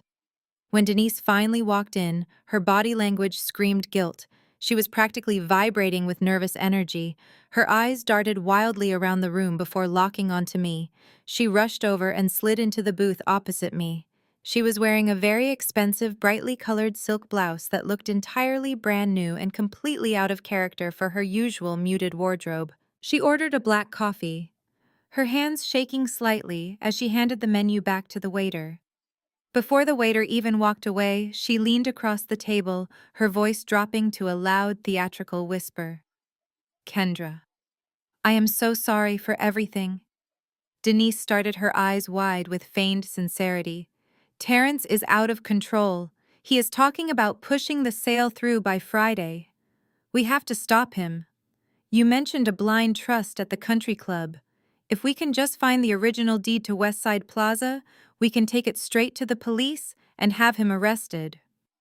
I did not respond immediately. I simply picked up my water glass and took a slow sip, letting the silence stretch between us. I watched her. I observed her baseline behavior the same way I would observe a nervous corporate executive during a hostile tax audit. Denise was sitting unnaturally stiff. She was not leaning back against the comfortable leather booth. Instead, she was leaning far forward, angling her chest aggressively toward my face. She was speaking much slower and clearer than she usually did, enunciating every single syllable as if she were reading from a teleprompter. Do you know where your dad hid it?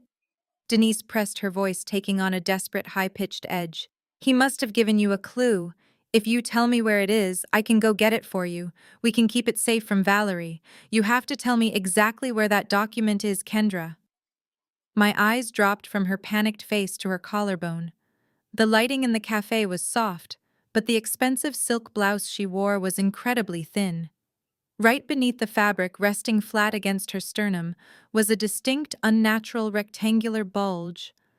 I traced the faint outline downward and noticed a very thin, dark cord pressing against the silk, trailing down her side and disappearing into the waistband of her tailored trousers.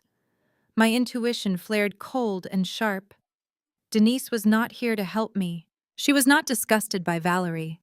She was working directly for her. Denise was wearing a concealed recording device.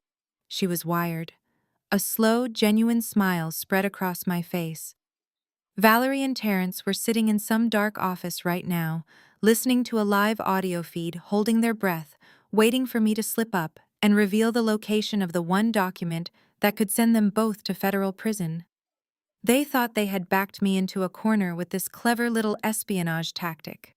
They had no idea they had just handed me the perfect microphone to feed them the exact lie I needed them to hear. I let my genuine smile fade instantly, replacing it with a look of utter crushing defeat. I slumped my shoulders, letting my posture collapse against the leather booth. I took a shaky breath, making sure the subtle hitch in my chest was loud enough for the hidden microphone resting against Denise's sternum to pick up every single frequency. "I do not know, Denise," I whispered, my voice trembling with manufactured despair. "I do not know where he hid it." Denise leaned in closer, her eyes wide with a mix of fake sympathy and eager anticipation. "But you said at the country club that he put it in a blind trust," she prodded, trying to keep me talking. "You said he transferred the title 15 years ago. You have to have the paperwork, Kendra. You just have to." I shook my head slowly, letting a single perfectly timed tear escape and roll down my cheek. I wiped it away with the back of my hand, playing the role of the broken daughter to absolute perfection. "I thought I had it." I sobbed quietly, making sure my face was buried in my hands so she could not see the lack of genuine emotion in my eyes. Before Terrence kicked me out of the penthouse, I tore my home office apart. I hacked into the old executive server archives.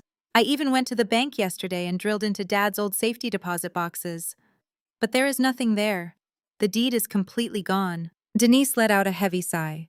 She reached across the table and placed her hand over mine. Her palm was clammy with nervous sweat. "What does that mean, Kendra?" she asked, her voice tight. "What happens if you cannot find the physical deed?" I forced another shaky breath, staring blankly at the half-empty water glass on the table. "It means I have absolutely no legal standing left to stop Terrence," I admitted, letting my voice crack perfectly on the last word.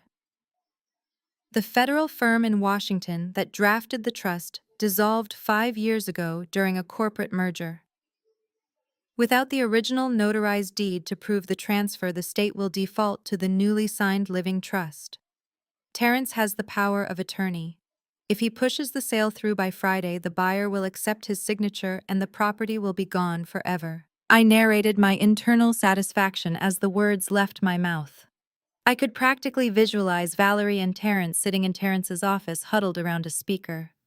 I could picture the color returning to Terrence's sweating face. I could see Valerie leaning back in her chair, a wicked, triumphant smile spreading across her painted lips as she realized the massive roadblock I had thrown in their path was nothing but a bluff. They were arrogant enough to believe that my intelligence had finally hit a dead end. They believed that because they had successfully stolen my home and my job, they had also broken my spirit. Denise squeezed my hand gently. "Oh, Kendra," she murmured softly. "I am so incredibly sorry. I really thought we could stop him. I thought we could save your father's legacy. What are you going to do now?" I pulled my hand away from hers and reached for a napkin, dabbing at my dry eyes. "There is nothing left for me to do," I said, my voice thick with fake resignation. "I am completely out of options. I cannot afford a protracted legal battle without my corporate salary. I cannot fight Valerie's lawyers without proof. I am just going to let them have it.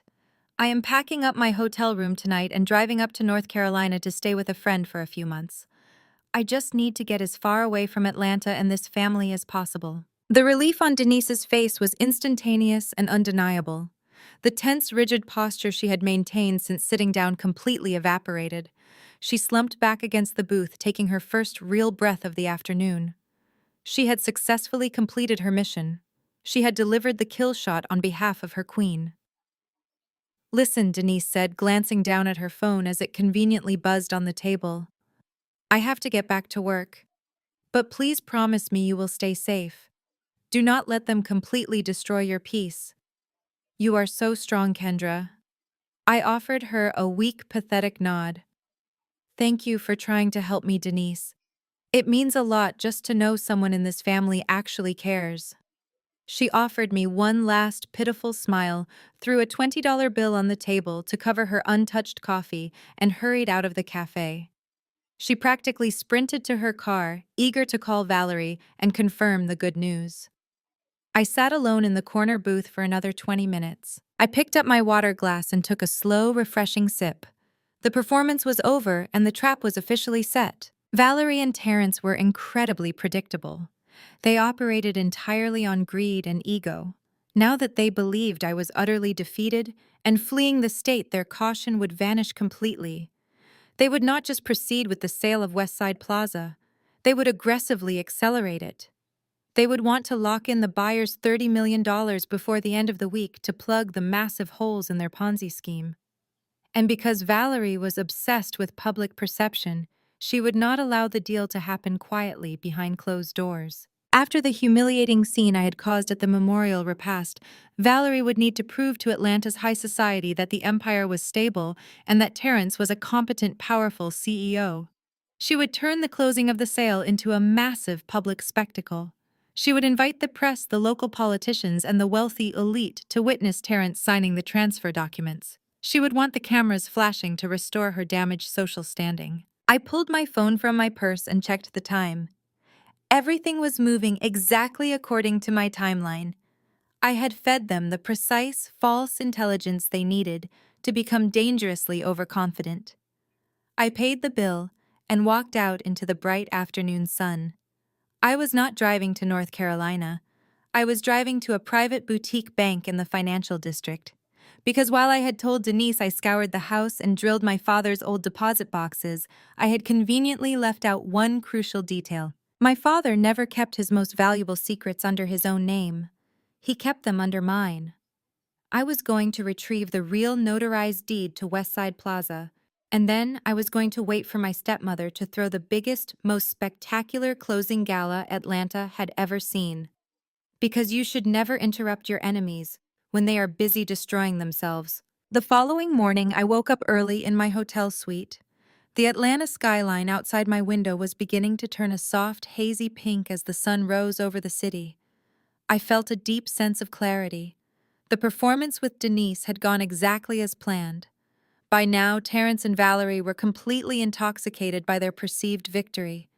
They believed I was utterly defeated, packing my bags to flee the state, leaving them free to execute their fraudulent sale of Westside Plaza.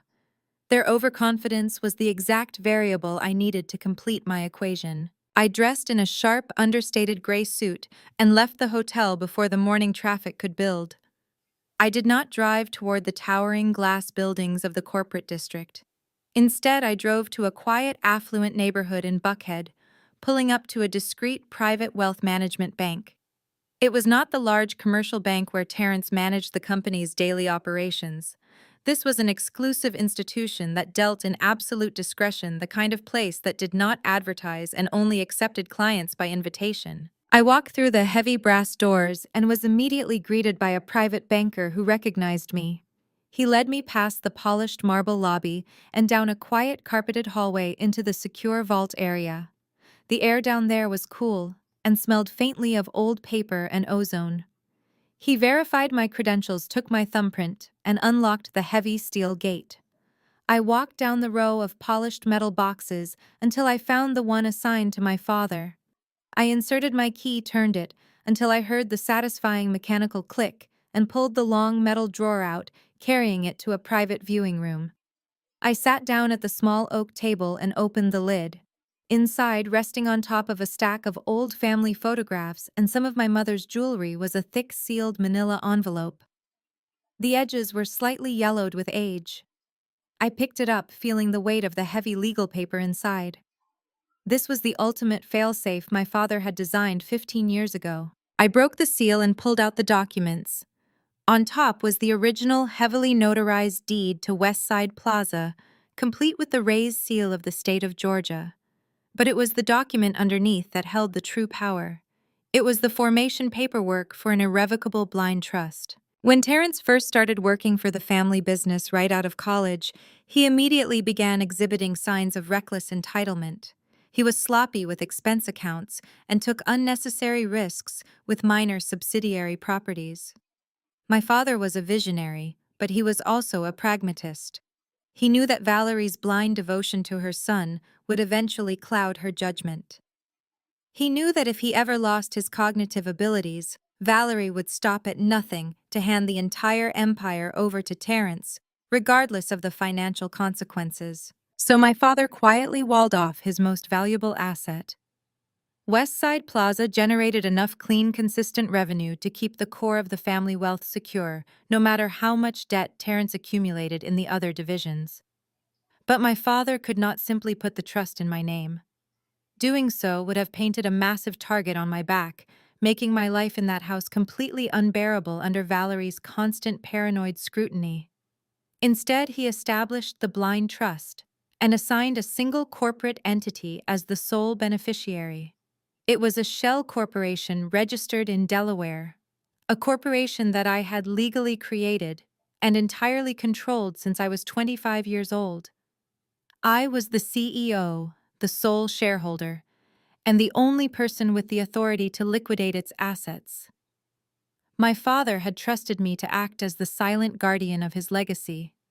He knew my mind worked like a steel trap, capable of compartmentalizing information and waiting for the exact right moment to strike. He had essentially handed me the keys to the kingdom, but explicitly instructed me to only use them if Terence ever threatened to burn the castle down. I looked at the original deed in my hand. Terence was currently paying a corrupt judge to manufacture a fake title to push through a $30 million sale by Friday. He thought he was outsmarting the system. But the state of Georgia could not legally transfer a title that had been locked inside a federal blind trust for over a decade. The moment Terrence signed those closing documents and accepted the buyer's money, the federal wire fraud statutes would trigger automatically. I placed the original deed and the trust documents into my leather portfolio. I left the bank and drove back to my hotel, my mind already mapping out the logistics of the final confrontation. By Wednesday afternoon, my Ghost Protocol access to the company's servers alerted me to a massive influx of emails from Valerie's personal assistant. As I predicted, Valerie was not going to let this $30 million deal happen quietly in a sterile conference room. She was turning the closing into a grand public spectacle. She had rented out the penthouse ballroom at the Four Seasons. She was sending out expedited digital invitations to the press, local city officials, and the highest-ranking members of the Atlanta business elite. The invitation framed the event as a celebration of the company's bold new direction under Terrence's leadership. It was a desperate, transparent attempt to overwrite the humiliating scandal I had caused at the memorial repast. She wanted the cameras flashing when Terrence picked up that pen, proving to everyone that the empire was solvent and that she was still the queen of Atlanta high society. I sat at my hotel desk watching the RSVPs roll into the executive server. The out-of-state buyers had confirmed their attendance. The corrupt judge from the title company had confirmed. Lauren was already coordinating with a high-end catering company to serve imported champagne. They were building a massive, glittering stage for their own execution. I opened a secure messaging app and sent a final update to my former mentor at the IRS. I attached a scanned copy of the original deed and the blind trust documentation. I gave him the exact time, location, and guest list for the closing gala on Friday night. The pieces were perfectly aligned. Terrence and Valerie had swallowed the false intelligence Denise had provided. They were accelerating their timeline, completely blinded by their greed and the desperate need to maintain their social standing. They were walking straight into the federal trap, convinced they were about to secure $30 million and cement their total control over my father's legacy. I closed my laptop and walked over to the window, looking out over the sprawling city. I had spent my entire life being treated like a secondary character in my own family, forced to swallow microaggressions and watch a mediocre man be handed everything I had worked so hard to build. But the era of quiet endurance was officially over. On Friday night, I was not going to simply stop a real estate transaction. I was going to surgically dismantle their entire reality in front of the exact audience they were trying to impress. Friday night arrived with the kind of humid electric anticipation that only Atlanta can produce. I stepped out of my town car and looked up at the towering glass facade of the Four Seasons Hotel. Valerie had spared absolutely no expense for her grand spectacle. She had rented out the entire penthouse ballroom. As I rode the gold-plated elevator up to the top floor, I could hear the muted thrum of a live jazz quartet and the sharp, overlapping clicks of camera shutters. Valerie had invited the local business press lifestyle columnists and photographers from Atlanta Society magazines. She was determined to capture the exact moment her son secured his throne and banish the rumors I had started. I walked through the heavy double doors, letting the chaotic energy of the room wash over me. The ballroom was a sea of tailored tuxedos and expensive designer gowns. Waiters moved silently through the wealthy crowd, carrying silver trays loaded with vintage champagne and caviar. At the very front of the room, positioned directly beneath a massive crystal chandelier, was a raised mahogany desk. Sitting in the front row directly facing that desk was Valerie. She was draped in silver silk, sitting in a high-backed chair that looked suspiciously like a royal throne.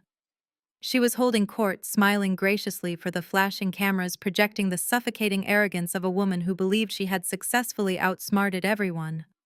She was playing the role of the proud matriarch to absolute perfection, masking the desperate reality that her family empire was currently suffocating under $12 million of toxic debt. Up on the stage, Terrence was pacing near the desk. He was adjusting his custom silk tie, trying to project the image of a seasoned corporate titan. But my trained auditor eyes saw right through the facade. He was exhausted. The dark circles under his eyes were poorly concealed by expensive makeup, and a thin sheen of nervous sweat coated his forehead. He needed this sale to go through tonight, or his entire Ponzi scheme would collapse by Monday morning. Standing nearby was the corrupt judge Lauren's father had procured, chatting amiably with the lead buyer from Chicago. It was a perfect, glittering tableau of high society fraud. I did not march to the front. I did not make a scene. I walked quietly along the perimeter of the room, my sharp black tailored suit blending into the shadows, and took an empty seat in the very back row. I was the silent observer, watching the final variables of my equation fall perfectly into place. I had barely taken my seat when a familiar, cloying scent of expensive floral perfume washed over me. Lauren slid into the empty chair beside me. She was wearing a blindingly bright diamond necklace that I knew for a fact had been purchased with stolen company funds just weeks prior. Her blonde hair was perfectly styled, and her posture was rigid with self-importance. "I am honestly shocked you showed up here," Kendra Lauren whispered, leaning in close so the nearby guests would not hear the venom dripping from her voice. "But I suppose it is good for your healing journey to witness this. It brings closure. Terrence is about to secure a $30 million cash injection. He is taking this empire global, and you get to sit in the cheap seats and watch."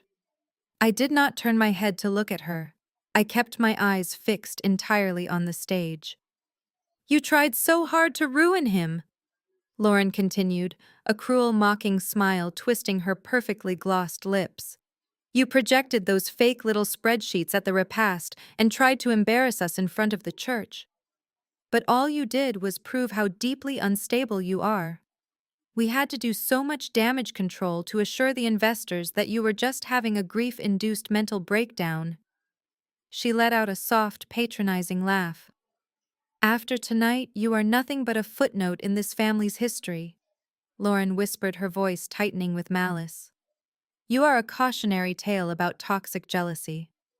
I am already drawing up the architectural plans to knock down the walls in your old penthouse. We are turning your little home office into a massive walk-in closet for my winter wardrobe. I hope you enjoy your new life in North Carolina." I offered her a polite, entirely hollow nod. I lifted my left wrist and checked the time on my Cartier watch. It was exactly 8:15. The timeline was precise. The federal agents had given me a specific window. Up on the stage, the dull roar of the crowd began to quiet down. The jazz band stopped playing. Valerie applauded softly from her front row seat, dabbing at a perfectly dry eye with a lace handkerchief for the benefit of the cameras. Terrence took a deep breath, smoothed his suit jacket, and took his seat behind the heavy mahogany desk. The lead buyer from Chicago sat down across from him. The buyer smiled, opening a slim leather briefcase. He reached inside and pulled out a crisp, rectangular slip of paper. He placed it gently onto the green velvet blotting pad in the center of the desk, pushing it toward Terence.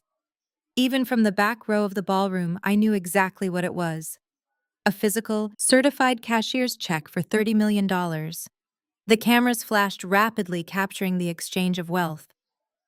Terence stared at the check, his eyes wide with a ravenous hunger. That piece of paper represented his salvation. It was the money he desperately needed to pay off his Las Vegas creditors and hide his massive financial crimes. The corrupt judge stepped forward. He placed the fraudulent transfer of deed onto the desk, right next to the check. He held his official state stamp in one hand, ready to validate the illegal transaction the moment Terence provided his signature. Terence reached out and picked up the heavy gold-plated pen resting on the desk. His hand was shaking slightly. He hovered the pen over the signature line. He was entirely convinced that I had failed, that the original deed was lost, and that his mother's brilliant trap had secured his future forever. I sat back in my chair, my heart beating in a slow, steady rhythm. Lauren leaned forward beside me, holding her breath in sheer anticipation of her newly secured wealth. Terence lowered the pen, the gold nib pressing firmly against the thick legal paper. He was one stroke away from completing the transaction. He was one stroke away from committing undeniable, heavily documented federal interstate wire fraud. The heavy gold nib of the fountain pen kissed the crisp white surface of the legal document. A tiny bead of black ink bled into the paper fibers, marking the exact fraction of a second where Terence crossed the point of no return. But before he could drag the pen down to form the first letter of his name, a sound like a thunderclap shattered the manufactured elegance of the ballroom. The massive solid oak double doors at the back of the penthouse ballroom did not just open, they were violently thrust apart. They hit the interior walls with a deafening crack that made half the room jump out of their seats. The remaining hum of polite conversation vanished instantly, sucked out of the room like air from a depressurized cabin. The flashing camera shutters ceased. The silence that followed was heavy, suffocating, and charged with sudden, undeniable terror. I sat perfectly still in the back row, not even turning my head to look at the entrance.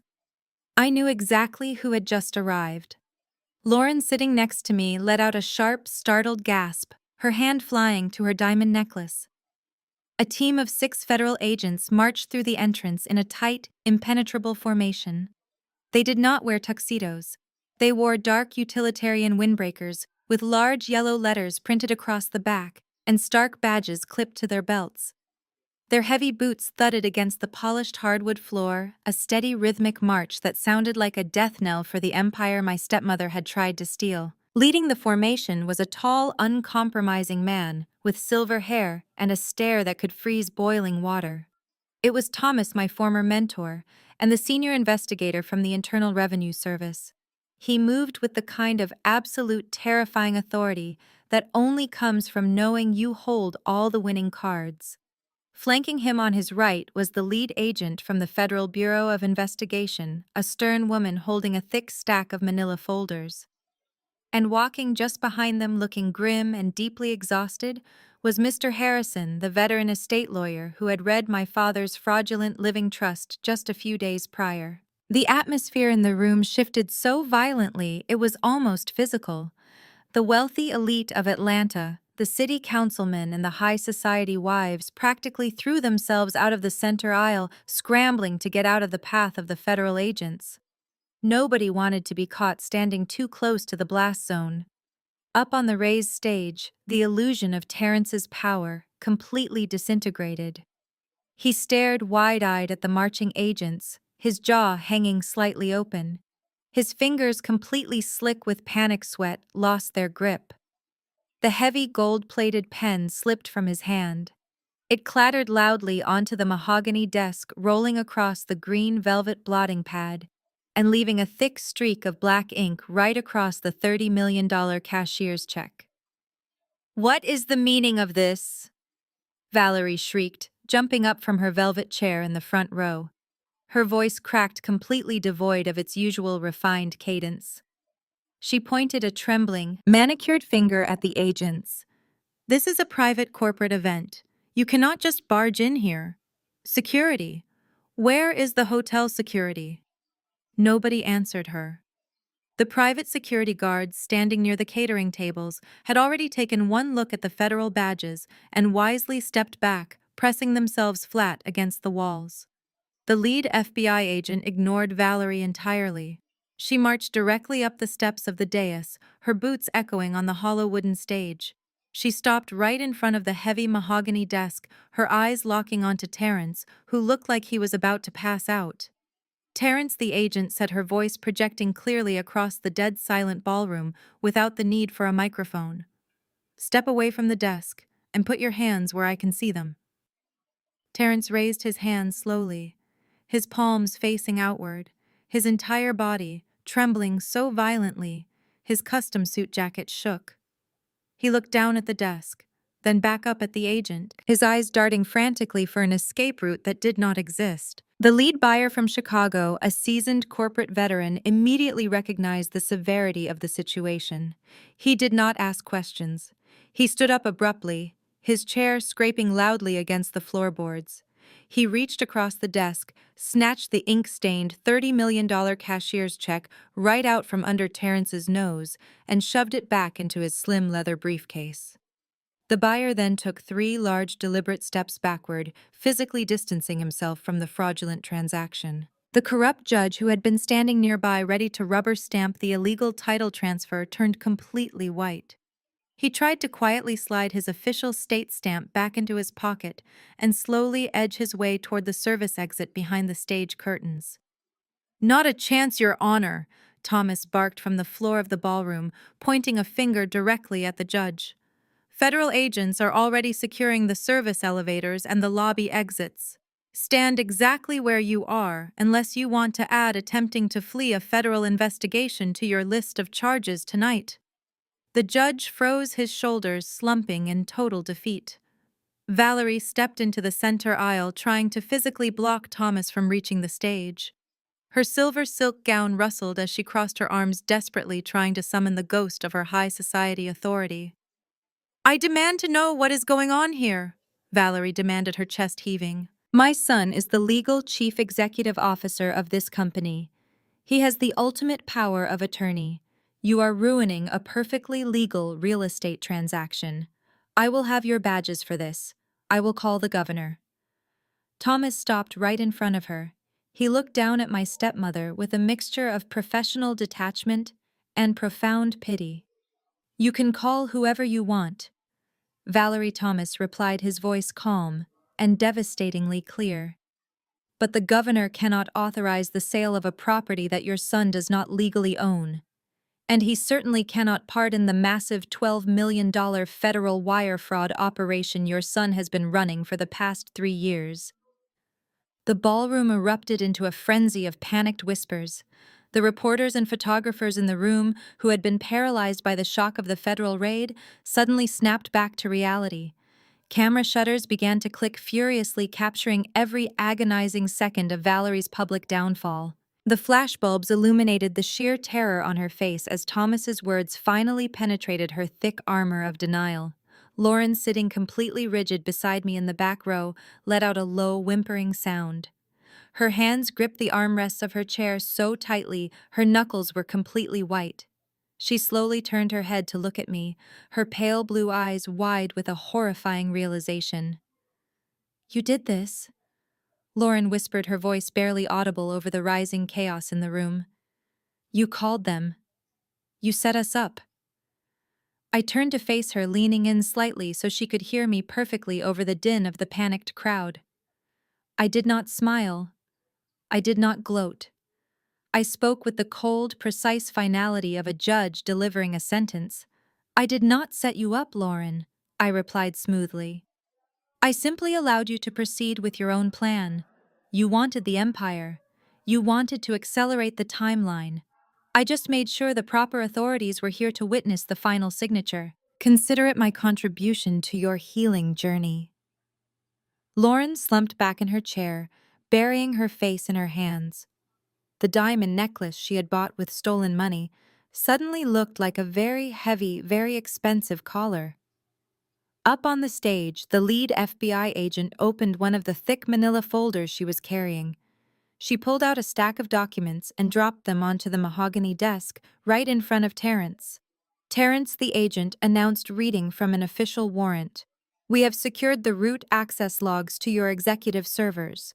We have the routing numbers for your offshore shell companies in the Cayman Islands. And thanks to a highly detailed forensic audit provided to our office, we have irrefutable proof of your intent to commit interstate wire fraud tonight.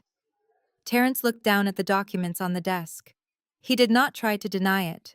He did not try to blame his mother or the judge. The sheer weight of the evidence crushed the last remaining ounce of arrogance out of his body. He looked out into the crowd, his eyes desperately searching the sea of horrified faces until they finally landed on me, sitting quietly in the back row. I met his gaze and held it. I did not blink.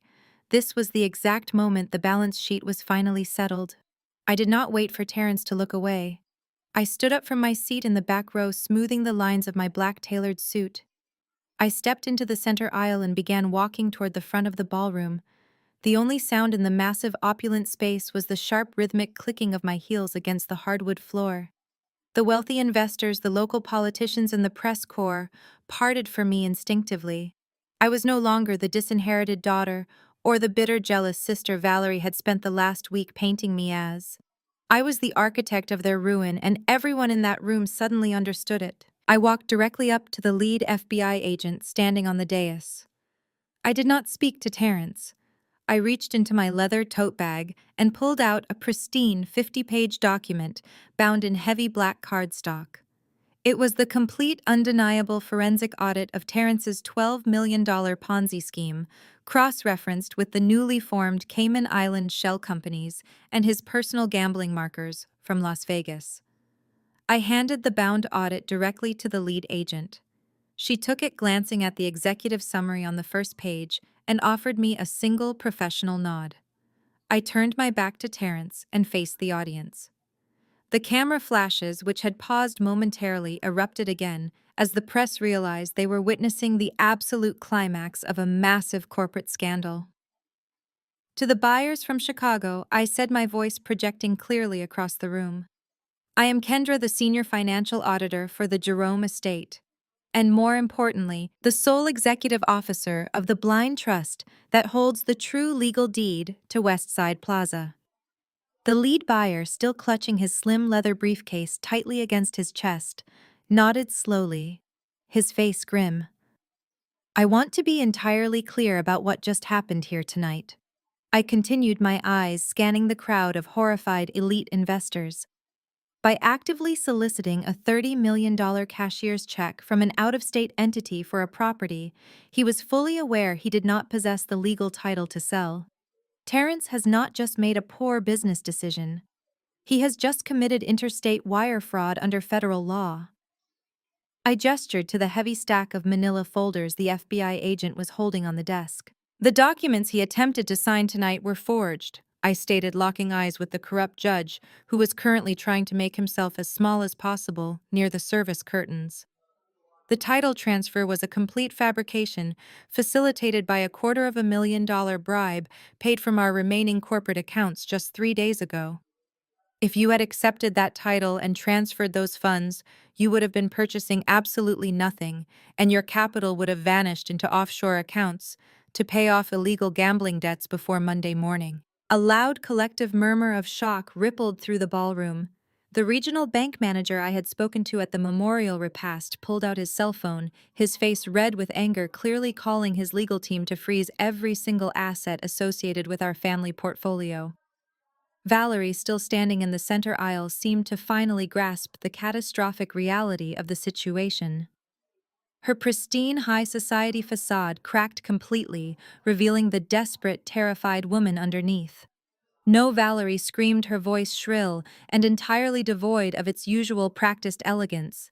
She lunged toward the stage, her silver silk gown tangling around her legs.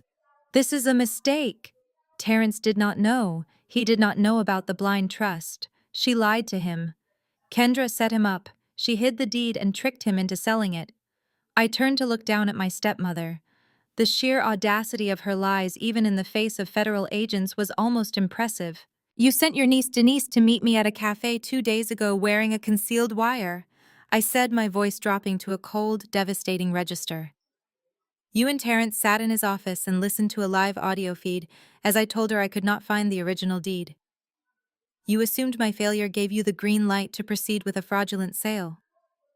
You did not check the county records. You did not verify the title history. You simply paid a judge to rubber stamp a forgery because you were desperate to cover up your son's $12 million theft before the federal regulators caught on. Valerie stopped dead in her tracks. Her mouth opened, but no words came out. The realization that I had known about the wire, that I had intentionally fed her the false intelligence she needed to hang herself, completely shattered her remaining composure. She looked from me to the federal agents and then up at Terrence. The lead IRS investigator, Thomas, stepped forward, resting his hand on the mahogany desk. Ignorance of a blind trust does not excuse the forgery of a federal deed, Valerie Thomas said, his voice hard and uncompromising. And it certainly does not excuse the $12 million he stole from his own company's investors. We have the routing numbers. We have the casino markers. The audit is ironclad. Your son is going to federal prison. Terrence finally broke. He collapsed back into the heavy leather chair behind the desk, burying his face in his trembling hands. The custom silk tie he had adjusted so proudly just 20 minutes ago now looked like a noose around his neck. He let out a loud, pathetic sob that echoed through the silent ballroom. I stood on the stage, watching the empire they had stolen burn to the ground. I had not needed to raise my voice. I had not needed to throw a tantrum or beg for my rightful place in the family. I had simply gathered the data, let them expose their own greed, and handed the matches to the federal government. The silence that followed my final words was completely shattered by Valerie. The polished, untouchable matriarch of Atlanta high society was gone, replaced by a cornered animal terrified of a federal cage. She looked at Terrence, who was still sobbing into his hands behind the mahogany desk, and then she looked at the lead FBI agent. The maternal instinct she had used to coddle and protect Terrence for his entire life evaporated in the span of a single heartbeat. I had nothing to do with those accounts, Valerie screamed, her voice echoing shrilly across the ballroom. She pointed a shaking, manicured finger directly at her own son. Terrence managed the finances. He was the one taking out the secondary mortgages. I am just a grieving widow. He lied to me about the company's solvency. He manipulated his father into signing that trust so he could steal from us all. I am a victim here. You need to arrest him, not me. Terrence snapped his head up, his tear-streaked face twisting into an expression of absolute betrayal. He stared at his mother as if she had just stabbed him in the chest. A victim, Terrence yelled back, his voice cracking with hysteria. He pushed himself up from the desk, his chair tipping backward and crashing to the floor. You forced Dad to sign that paper. You stood over his hospital bed and made him hold the pen when he could barely speak. You told me to use the Cayman Island accounts so we could keep our lifestyle after Dad got sick. Do not you dare stand there and pretend you did not orchestrate this entire thing to keep Kendra out of the will. The cameras flashed in a blinding strobe effect, capturing the ultimate destruction of the family facade. Mother and son were tearing each other apart right in front of the city's most powerful politicians and investors, trading federal confessions like weapons. They were freely admitting to elder abuse, corporate fraud, and conspiracy on a live stage. Lauren watched this implosion with wide, terrified eyes. The carefully curated persona of the progressive therapy-speaking corporate wife melted away completely. The realization hit her with the force of a freight train. The money was gone. The empire was a lie. Her husband was going to federal prison, and her mother-in-law was actively turning into a state witness to save her own skin. There would be no luxury mansions, no country club dinners, and no high society status to hide behind. She let out a guttural, panicked screech that sounded entirely inhuman. She dropped her crystal champagne flute and her expensive designer clutch onto the floor. She did not even look at Terence or offer him a word of support. She spun around, kicked off her designer heels to run faster, and bolted directly toward the massive double doors at the back of the ballroom. She was trying to flee the room, desperately hoping to disappear into the hotel corridors and escape the federal net that was rapidly closing around her. She did not make it far. Mr. Harrison, the veteran estate lawyer who had been standing quietly near the entrance alongside the federal agents, stepped directly into her path. He did not physically grab her. He simply raised his hand, his stern, authoritative presence stopping her dead in her tracks. "Move out of my way," Harrison Lawrence screamed, her face red and contorted with panic. "I have nothing to do with this family's toxic trauma. I am leaving. You cannot hold me here." "I am afraid you are not going anywhere, Lauren," Mr. Harrison said, his voice calm, resonant, and entirely devoid of sympathy. Lauren tried to sidestep him, but two federal agents immediately moved up behind the lawyer, blocking the exit completely. Lauren backed up her chest, heaving, her eyes darting around the room like a trapped bird. "I did not steal anything," Lauren cried out, pointing frantically toward the stage where Terence and Valerie were still screaming at each other. "They did it. They are the ones who committed wire fraud. I am just his wife. I did not sign those bank transfers. You have no legal right to detain me.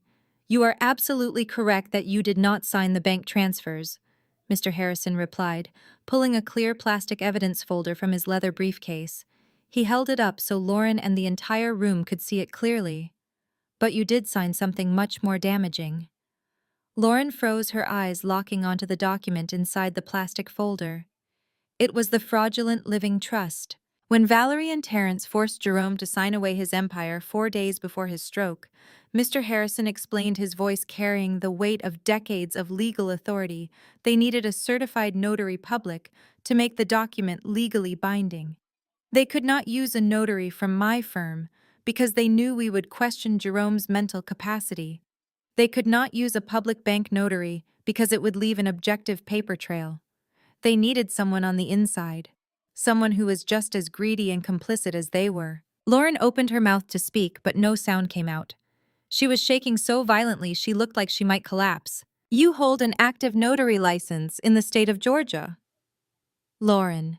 Mr. Harrison continued, tapping the bottom corner of the document where a distinct blue stamp was visible. "You stamped this fraudulent living trust. You officially verified that Jerome was of sound mind and acting under his own free will, knowing full well he was incapacitated. By applying your seal to a document designed to steal millions of dollars in corporate assets, you did not just witness a crime, you facilitated it. That makes you a primary co-conspirator to federal fraud." Lauren let out a high-pitched wail and sank to her bare knees right there on the polished hardwood floor. She covered her face with her hands, sobbing uncontrollably. The progressive ally, the woman who loved to lecture me about toxic energy and establishing boundaries, was now huddled on the ground, completely destroyed by her own relentless greed. Up on the stage, the lead FBI agent had heard enough. She gave a sharp nod to the agents flanking the room. It was time to end the spectacle. Terence, Valerie, and Lauren, the lead agent, announced, her voice cutting through the noise of the crowd. "You are all under arrest for conspiracy to commit interstate wire fraud, forgery, and financial exploitation." The distinct metallic click of handcuffs echoed across the ballroom. Two agents stepped onto the dais, grabbing Terence by the arms and pulling his hands behind his back. He did not resist. He just hung his head, the heavy gold pen and the ruined $30 million check sitting on the desk beside him, serving as a permanent monument to his failure. Another agent approached Valerie. She tried to pull her arm away, demanding to call her lawyer, but the agent simply spun her around and secured the steel cuffs around her wrists. Her silver silk gown snagged on the agent's utility belt, tearing a long, jagged rip in the expensive fabric. It was a fitting visual for the complete destruction of her carefully maintained image. I stood near the front of the room, watching the federal agents haul them away. The press corps parted to let them through their cameras, flashing relentlessly, ensuring that the humiliating downfall of Valerie and her golden child would be on the front page of every financial newspaper in the country by morning. The heavy steel ratchets of the handcuffs closing around Terence and Lauren's wrists made a sharp, definitive clicking sound. It was the sound of a closing ledger, the final entry in an audit that had taken my entire life to complete. The federal agents were efficient and completely unyielding. They pulled Terence to his feet. His legs barely seemed to support his weight.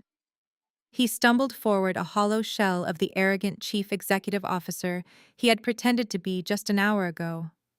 The gold pen he had dropped was still lying on the mahogany desk, bleeding black ink into the green velvet blotting pad. Lauren was entirely hysterical.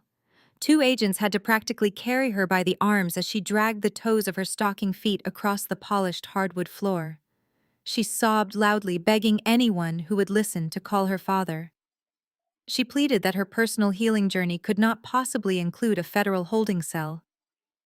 The wealthy socialites she had been trying so desperately to impress all night physically turned their backs to her as she was marched down the center aisle. The progressive therapy speaking facade was gone, leaving only the raw, ugly reality of a woman who had tried to build a kingdom on stolen ground. Valerie was the last to be escorted out. She walked stiffly, her chin raised in a pathetic final attempt to maintain her elite dignity. But the deep tear in her silver silk gown and the steel cuffs locked securely around her wrists told the true story. As the agent led her past the front row, she stopped and turned her head to look at me one last time. I saw the absolute hatred burning in her eyes, but underneath it, I saw the profound emptiness. She had spent her entire adult life collecting social currency, manipulating my father, and polishing her golden child. Now, in front of the flashing cameras of the Atlanta Press Corps, she was utterly bankrupt. I did not glare at her. I did not smile. I simply looked right through her, acknowledging her as the irrelevant variable she had finally become. The heavy oak doors swung shut behind them, cutting off the chaotic noise of their arrests. Inside the ballroom, the silence rushed back in. The city councilmen, the investors, and the pastors did not linger to gossip. They quietly collected their coats and hurried out the side exits, desperate to distance themselves from the radioactive fallout of the Jerome estate scandal. Within 10 minutes, the grand rented penthouse ballroom was completely empty, save for myself, Mr. Harrison, and Thomas. Thomas walked down from the stage holding the thick forensic audit I had compiled. He looked at me with a rare, genuine smile of professional respect. "The offshore accounts are officially frozen, Kendra," Thomas said, his voice echoing slightly in the vast room. "The federal warrants have already been executed at the main corporate office. We have everything we need to secure a conviction. You did incredible work today." Mr. Harrison stepped forward and extended his hand. I shook it firmly. "I am so sorry you had to endure this toxic environment for so long, Kendra," the veteran lawyer said quietly. "Your father would have been heartbroken by their ultimate betrayal, but he would be incredibly proud of the woman standing in front of me right now. You protected his life's work when no one else could." I thanked them both and walked out of the Four Seasons Hotel into the warm Atlanta night. I did not go back to my temporary suite. I did not need to. The 24-hour eviction notice Terence had so proudly served me was as fraudulent as the title deed he had just tried to sell. I drove straight to the downtown penthouse. The security guards in the lobby, who had likely just seen the breaking news alerts on their phones, rushed to open the doors for me, welcoming me back with a newfound, undeniable reverence. I rode the private elevator up to the top floor and unlocked the massive double doors. The apartment was exactly as I had designed it. The expensive artwork hung perfectly on the walls, and the floor-to-ceiling windows showcased the glittering city skyline. The only difference was that the heavy moving boxes I had methodically packed days ago were completely gone, quietly unpacked, and organized by a premium moving service I had hired the moment I left the country club. I walked into the massive kitchen and stood at the polished marble island. I opened the high cabinet and reached for the heavy crystal decanter that held my father's favorite Kentucky bourbon. I poured a generous measure into a thick glass tumbler. The amber liquid caught the ambient light of the city glowing through the windows. I carried the glass out onto the sprawling wrap-around balcony. The humid night air wrapped around me like a familiar, comforting blanket. I stood at the glass railing looking out over the massive empire of commercial buildings, retail centers, and high-rises my father had built from nothing. For the first time in my 35 years, I did not feel like an unwanted guest in my own family's house. I did not feel the crushing weight of Valerie's judgment or the sting of Terrence's unearned reckless privilege. They had tried to bury me beneath their lies. They had tried to legally strip me of my legacy, my career, and my home. But they made the fatal mistake of forgetting that I was a senior financial auditor. I knew exactly how to dig through the dirt, uncover the buried debts, and permanently balance the scales. I raised my glass of bourbon to the Atlanta skyline. It was a solitary toast, but I was not lonely. I was finally, completely free. I drank to my father's enduring legacy and to the brilliant, unshakable empire I had not just saved, but rightfully conquered. If you have ever been forced to stand alone against a toxic family, if you have ever had to quietly gather your strength while they underestimated your worth, I want you to know that your meticulous patience will eventually pay off. You do not have to scream to be heard, and you do not have to fight dirty to win. Sometimes, the most devastating revenge is simply letting them expose exactly who they are while you quietly secure your own future. Thank you for listening to my story. If my journey resonated with you, please hit the like button and subscribe to the channel for more stories of resilience, boundaries, and ultimate justice. I would love to hear your own experiences of overcoming family betrayal in the comments below. Remember, the truth always leaves a paper trail, and your worth is never determined by those who lack the capacity to see it. Stay strong and keep building your own empire.